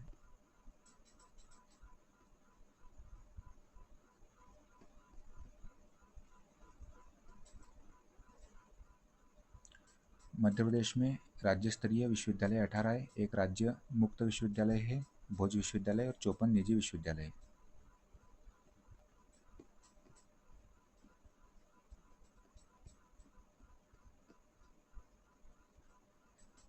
एक स्कीम है, वो उसकी हम चर्चा करेंगे, काफ़ी इंपॉर्टेंट है। ये माँ तुझे प्रणाम स्कीम 2013 में लाई गई थी। लेटेस्ट वाली जो स्कीम है मैं आपको बता देता हूँ, जो बजट में मेंशन है, इकोनॉमिक सर्वे में मेंशन है, और उसके आने की संभावना भी है। स्वामी विवेकानंद युवा शक्ति मिशन कब लॉन्च की गई है? तो 12 जनवरी 2025 में ये स्कीम लॉन्च की गई है, स्वामी विवेकानंद जी के जन्म दिवस पर। और 12 जनवरी को राष्ट्रीय युवा दिवस भी मनाया जाता है। ठीक है। इसमें मिशन वक्तव्य क्या है? संवाद, सामर्थ्य और समृद्धि। और ये जो 15 से लेकर 29 वर्ष के युवा वर्ग है, उनको टारगेट करते हुए स्कीम लाई है। इसका उद्देश्य क्या है? तो युवा वर्ग में आत्मविश्वास बढ़ाना, रोजगार के लिए अवसर क्रिएट करना, मानसिक एवं शारीरिक स्वास्थ्य में सुधार करना, खेल, संस्कृति, पर्यावरण संरक्षण में युवाओं की भागीदारी को बढ़ावा देना, ये स्कीम का उद्देश्य है। ठीक है, ये स्टार मार्क कर लीजिए।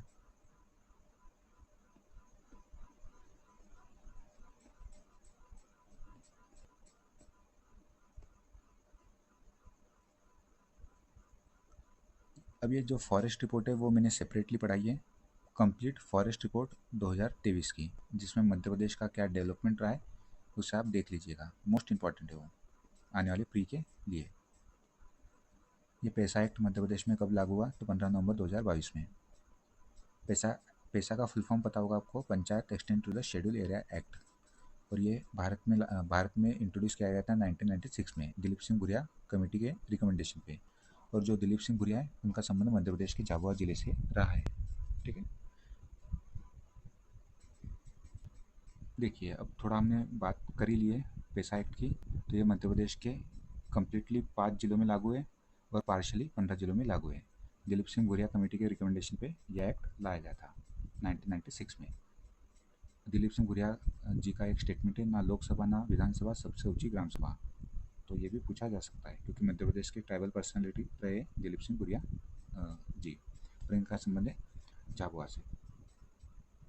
ये कैंपा एक्ट है 2016 का। ग्रीन इंडिया मिशन 2014 का है आपका। बांस मिशन 2013 का है।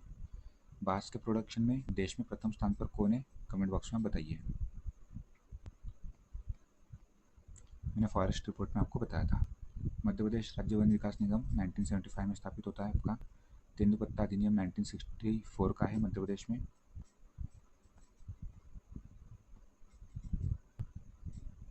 मध्य प्रदेश में कुल रामसर साइट की संख्या 5 हो गई है। पहला भोज है आपका, फिर आपका इंदौर के 2, शिरपुर और यशवंत सागर, और आपका शिवपुरी का सांकी सागर, और फिर लेटेस्ट जो एड हुआ है इसमें तवा जलाशय नर्मदापुरम। ठीक है, भोज वेटलैंड, यशवंत सागर, सिरपुर लेक, सांकी सागर और तवा जलाशय नर्मदापुरम, ये मध्य प्रदेश में 5 रामसर वेटलैंड्स है। अब ये इकोनॉमिक सर्वे बता रहा है कि मध्य प्रदेश तांबे के उत्पादन में, मैंगनीज के उत्पादन में और हीरे के उत्पादन में प्रथम स्थान पर है। रॉक फॉस्फेट चूना पत्थर में हम सेकंड पे है, कोयले के उत्पादन में 4th है, और लोहे के उत्पादन में 6th है। ये आप ध्यान रखिएगा। मध्य प्रदेश की गौन खनिज नीति 1996 की है।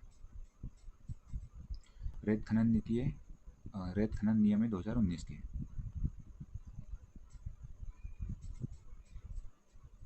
ठीक है, ये भंडारण बताए गए हैं, खनिज के भंडारण। यहाँ आप देखोगे तो सर्वाधिक आपको भंडारण देखने मिलेगा कोयला का as compare to other minerals.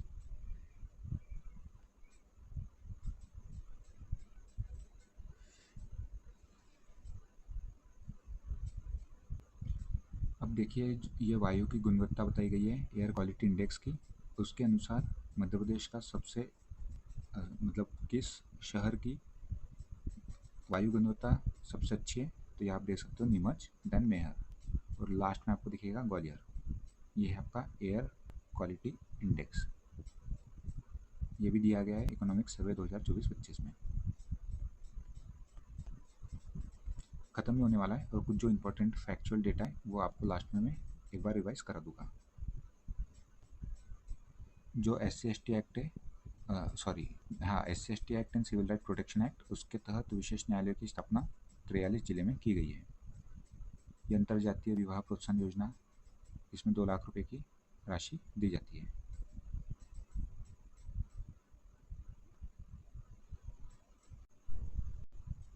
ठीक है, यहाँ से आप पॉज करके स्कीम के बारे में देख सकते हो।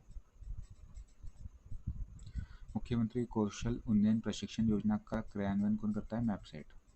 संत रविदास रोजगार, इसके जो प्रोविज़न है यहाँ से आप देख सकते हो, 18 से 45 वर्ष के अनुसूचित जनजाति वर्ग के जो लोग हैं उनको ये स्कीम का लाभ दिया जाता है। न्यूनतम शैक्षणिक योग्यता 8वीं है, और उद्योग स्थापित करने के लिए अप टू द 50 लाख रुपए तक, और सेवा सेक्टर के लिए अप टू द 25 लाख रुपए तक का ऋण प्रदान किया जाता है। फिर डॉक्टर BR अम्बेडकर आर्थिक कल्याण योजना, यहाँ से आप प्रोविज़न देख सकते हो।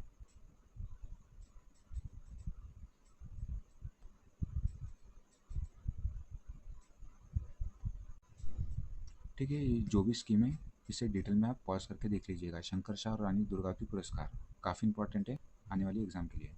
आपकी जो यूनिट 10 है वो आपकी ट्राइबल से संबंधित है, ट्राइब से संबंधित है। इसमें कक्षा 10वीं 12वीं के लिए मेरिट सूची में स्थान पाने वाले बालकों के लिए, बालक बालिकाओं के लिए 51,000 रुपये, प्रथम स्थान पाने वाले को, सेकंड रैंक आने वाले विद्यार्थी को 40,000 रुपये, और थर्ड रैंक पाने वाले को 30,000 रुपये की सहायता राशि दी जाती है। शंकर शाह और रानी दुर्गावती पुरस्कार, ये मध्य प्रदेश की जो जनजाति है उनके लिए स्कीम चलाई जा रही है। मेधावी विद्यार्थी पुरस्कार, इसके प्रोविज़न आप देख लीजिएगा पॉज करके, इंपॉर्टेंट है।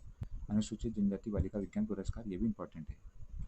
यहाँ देख सकते हो 90% से अधिक अंक लाने वाले 10 जनजातीय वर्ग की बालिकाओं को 50,000 रुपये की राशि प्रदान की जाती है। ठीक है, ये पॉज करके आप इसे ज़रूर देख लीजिएगा, इसका स्क्रीनशॉट भी आप ले सकते हो। सिविल सेवा प्रोत्साहन योजना, यदि आप UPSC का प्री क्वालिफाई करते हैं, ये किन के लिए, किन वर्ग के लिए, क्या सभी वर्ग के लिए, क्या नहीं, SC/ST वर्ग के लिए यहाँ मेंशन है। ठीक है, अनुसूचित जनजाति वर्ग के लिए है, और अनुसूचित जाति वर्ग के लिए। यदि प्री क्वालिफाई होता है तो 40,000 रुपये, मेंस क्वालिफाई होता है तो 60,000 रुपये, और यदि इंटरव्यू क्वालिफाई होता है तो 50,000 रुपये की सहायता राशि दी जाती है। ये हो गया UPSC के केस में। और जिसके आप टारगेट कर रहे हो एग्ज़ाम, MPPSC, यदि ये क्वालिफाई होता है आपका, तो प्रारंभिक परीक्षा उत्तीर्ण होने पर 20,000 रुपये, मेंस क्वालिफाई होने पर 30,000 रुपये, इंटरव्यू क्वालिफाई होने पर आपका 25,000 रुपये की राशि दी जाती है। ठीक है, सिविल सेवा प्रोत्साहन योजना, इसमें अभिभावक की आय 8 लाख से अधिक न हो और दूसरी बार उत्तीर्ण होने पर 50% राशि प्रदान की जाती है।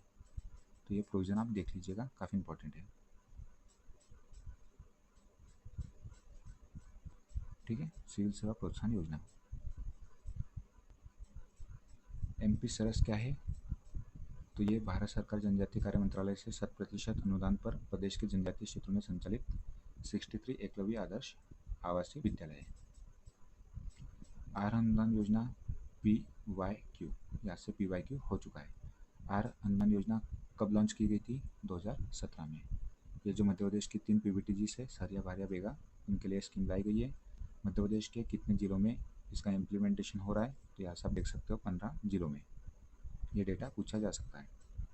इसमें जो PBTGs ट्राइब्स है, सरिया, भारिया, बेगा, उनकी महिलाओं को उनके पोषण के लिए प्रति माह 1,500 रुपये की राशि दी जाती है। यहाँ से आप देख सकते हो। जब ये स्कीम स्टार्ट हुई थी तो इसमें 1000 रुपये की राशि दी जाती थी, जिसे 2023 में बढ़ाकर 1500 रुपये की राशि कर दिया गया है। और अब तक इसमें जो महिला लाभार्थी महिला की संख्या है वो है 2,14,667 महिलाएं। ठीक है, ध्यान रखिएगा 3 पीबीटी जिस टाइप मध्य प्रदेश की कौन सी है, सहरिया, भारिया और बेगा, उनके लिए स्कीम लागू की गई है। आदिवासी वित्त विकास निगम द्वारा संचालित स्कीम टंट्या मामा आर्थिक कल्याण योजना, बिरसा मुंडा स्वरोजगार योजना, मुख्यमंत्री अनुसूचित जनजाति विशेष परियोजना वित्त पोषण योजना।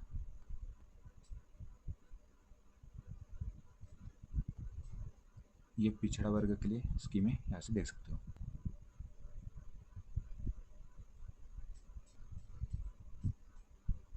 जो मुख्यमंत्री कन्या विवाह या कल्याणी विवाह सहायता योजना है उसके बारे में यहाँ से आप देख सकते हो। इसमें कुल कितने 1000 रुपये की राशि दी जाती है, 55,000 रुपये की इसमें राशि दी जाती है कन्या विवाह योजना के तहत।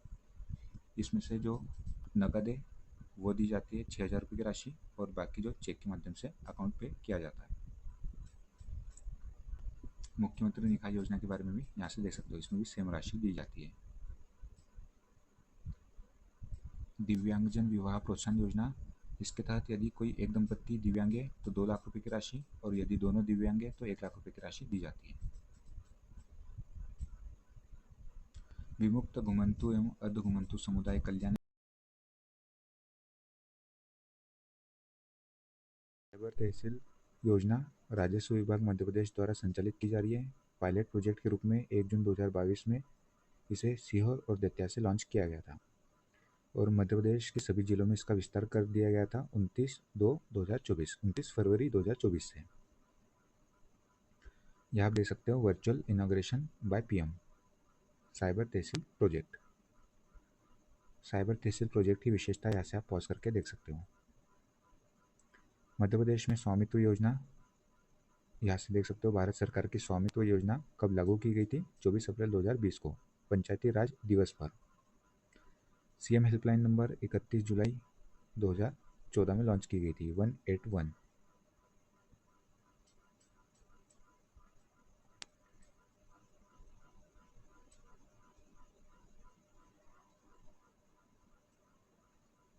ये एचडीजी इंडिया इंडेक्स मैंने कंप्लीट आपको रिपोर्ट पढ़ाई है सेपरेट वीडियो में, उसे आप जरूर देख लीजिएगा, काफ़ी इंपॉर्टेंट होने वाला है। मध्य प्रदेश की क्लाउड नीति है 2024 की, सेमीकंडक्टर पॉलिसी है 2024 की, दोनों इंपॉर्टेंट है, पूछी जा सकती है एग्जामिनेशन में।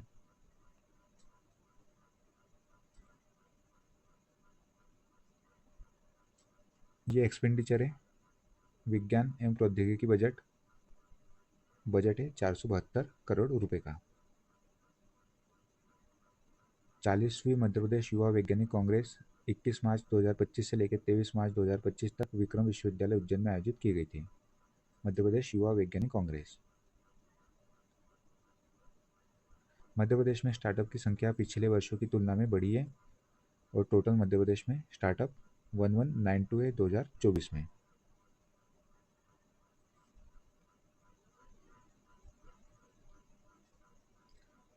ठीक है, यहाँ पे दिया गया एक 22.91% की चक्रवृद्धि वार्षिक वृद्धि दर दिखाई है।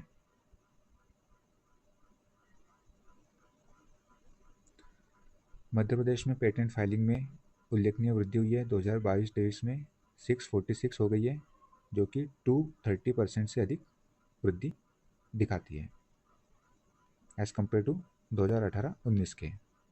2018-19 में 194 पेटेंट फाइलिंग हुई थी, जबकि 2022-23 में मध्य प्रदेश में 646 पेटेंट फाइलिंग हुई है, जो कि 230% की ग्रोथ दिखा रही है।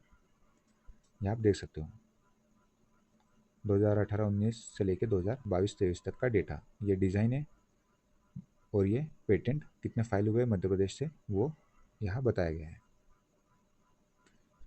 डिज़ाइन अर्थात इंडस्ट्रियल डिज़ाइन 441, और ये है आपके पेटेंट 646 फाइल हुए मध्य प्रदेश राज्य से।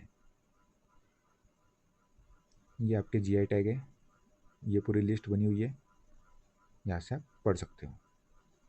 स्क्रॉल कर देता हूँ मैं, लेटेस्ट वाले भी इसमें ऐड कर लीजिएगा जो मैंने आपको सेपरेट वीडियो में बताए हैं।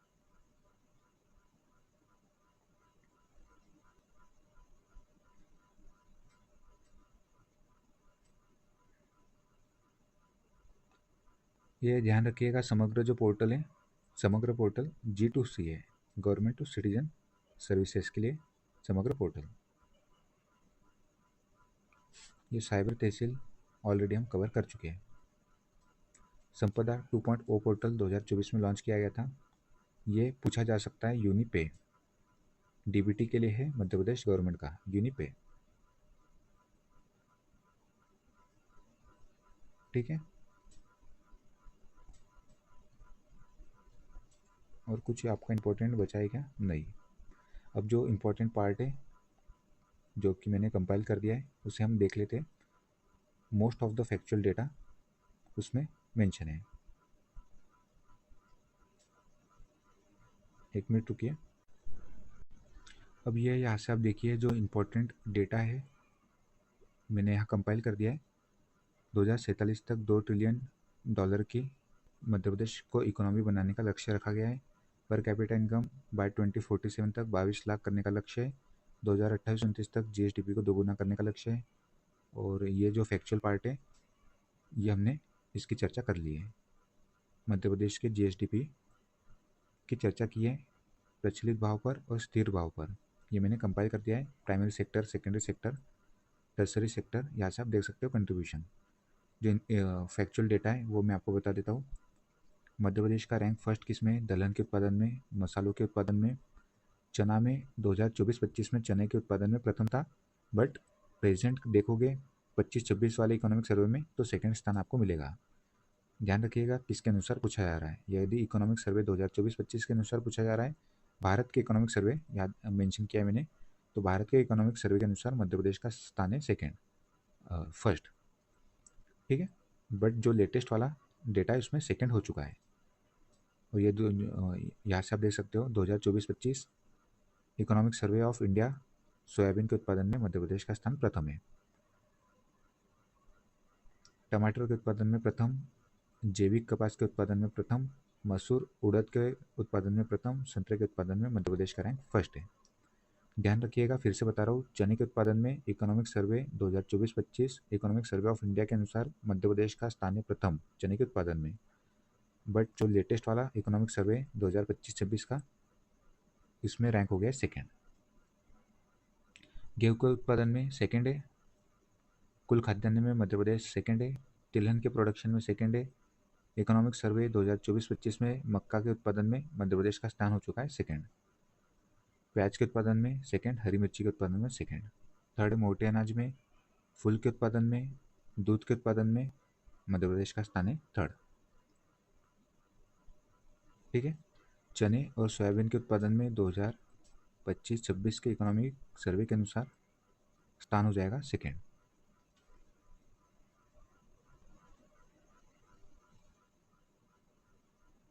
मिनरल्स की बात कर ले तो तांबा, मैंगनीज, हीरा, गेरू फर्स्ट, रॉक फॉस्फेट, चूना पत्थर सेकेंड।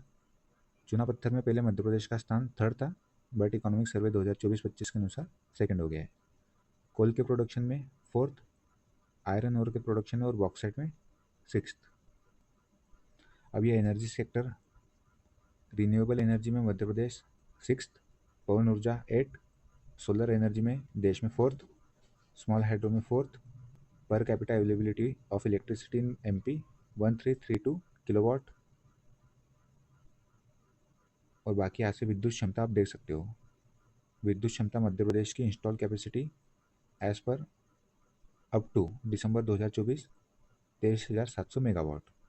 रिन्यूएबल एनर्जी 7300 मेगावाट है, जिसमें से 4000 megawatt solar energy, 2870 megawatt wind energy, 125 megawatt small hydro और 110 मेगावाट के समथिंग बायोमास एनर्जी का प्रोडक्शन मध्य प्रदेश में होता है।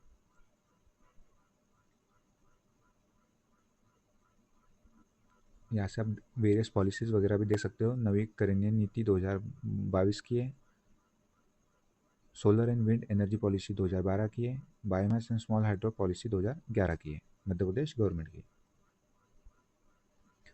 2030 तक नवीकरणीय ऊर्जा का लक्ष्य रखा है 500 गीगावाट करने का। ठीक है, ये है आपके गवर्नमेंट ऑफ इंडिया का लक्ष्य। ये औद्योगिक क्षेत्र देख सकते हो, food park, mega food park and food parks. फिर इसका भी आप स्क्रीनशॉट ले सकते हो। मध्य प्रदेश में जो एमएसएमई नीति है 2021 की है, स्टार्टअप पॉलिसी 2022 की, पोषण नीति 2020 की, औद्योगिक संवर्धन नीति 2021 की, नवीकरणीय ऊर्जा नीति 2022 की, उद्योग संवर्धन नीति लेटेस्ट वाली 2025 की। इसके तहत जो टारगेट्स रखे उसकी चर्चा हमने कर ली है। एक्सपोर्ट प्रमोशन पॉलिसी 2025, फिल्म पर्यटन नीति 25, पर्यटन नीति 2025, आईटी पॉलिसी 2023, युवा नीति 2022। मध्य प्रदेश के एक्सपोर्ट की भी चर्चा हमने कर ली है।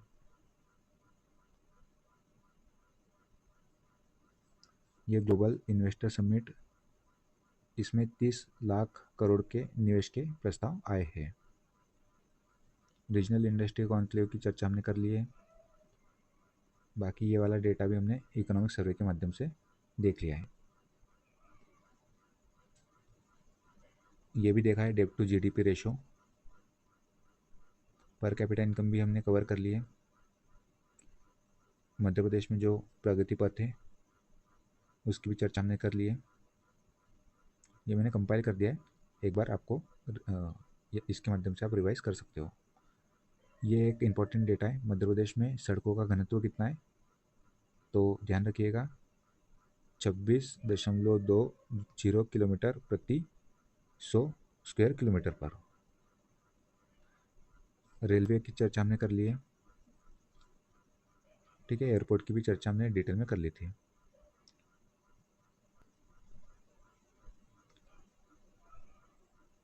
ठीक है, तो हम सेशन को एंड करते हैं।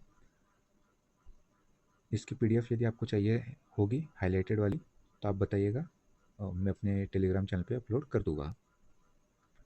तो यदि आपको वीडियो पसंद आया हो तो लाइक, सब्सक्राइब और शेयर करना ना भूलें। धन्यवाद।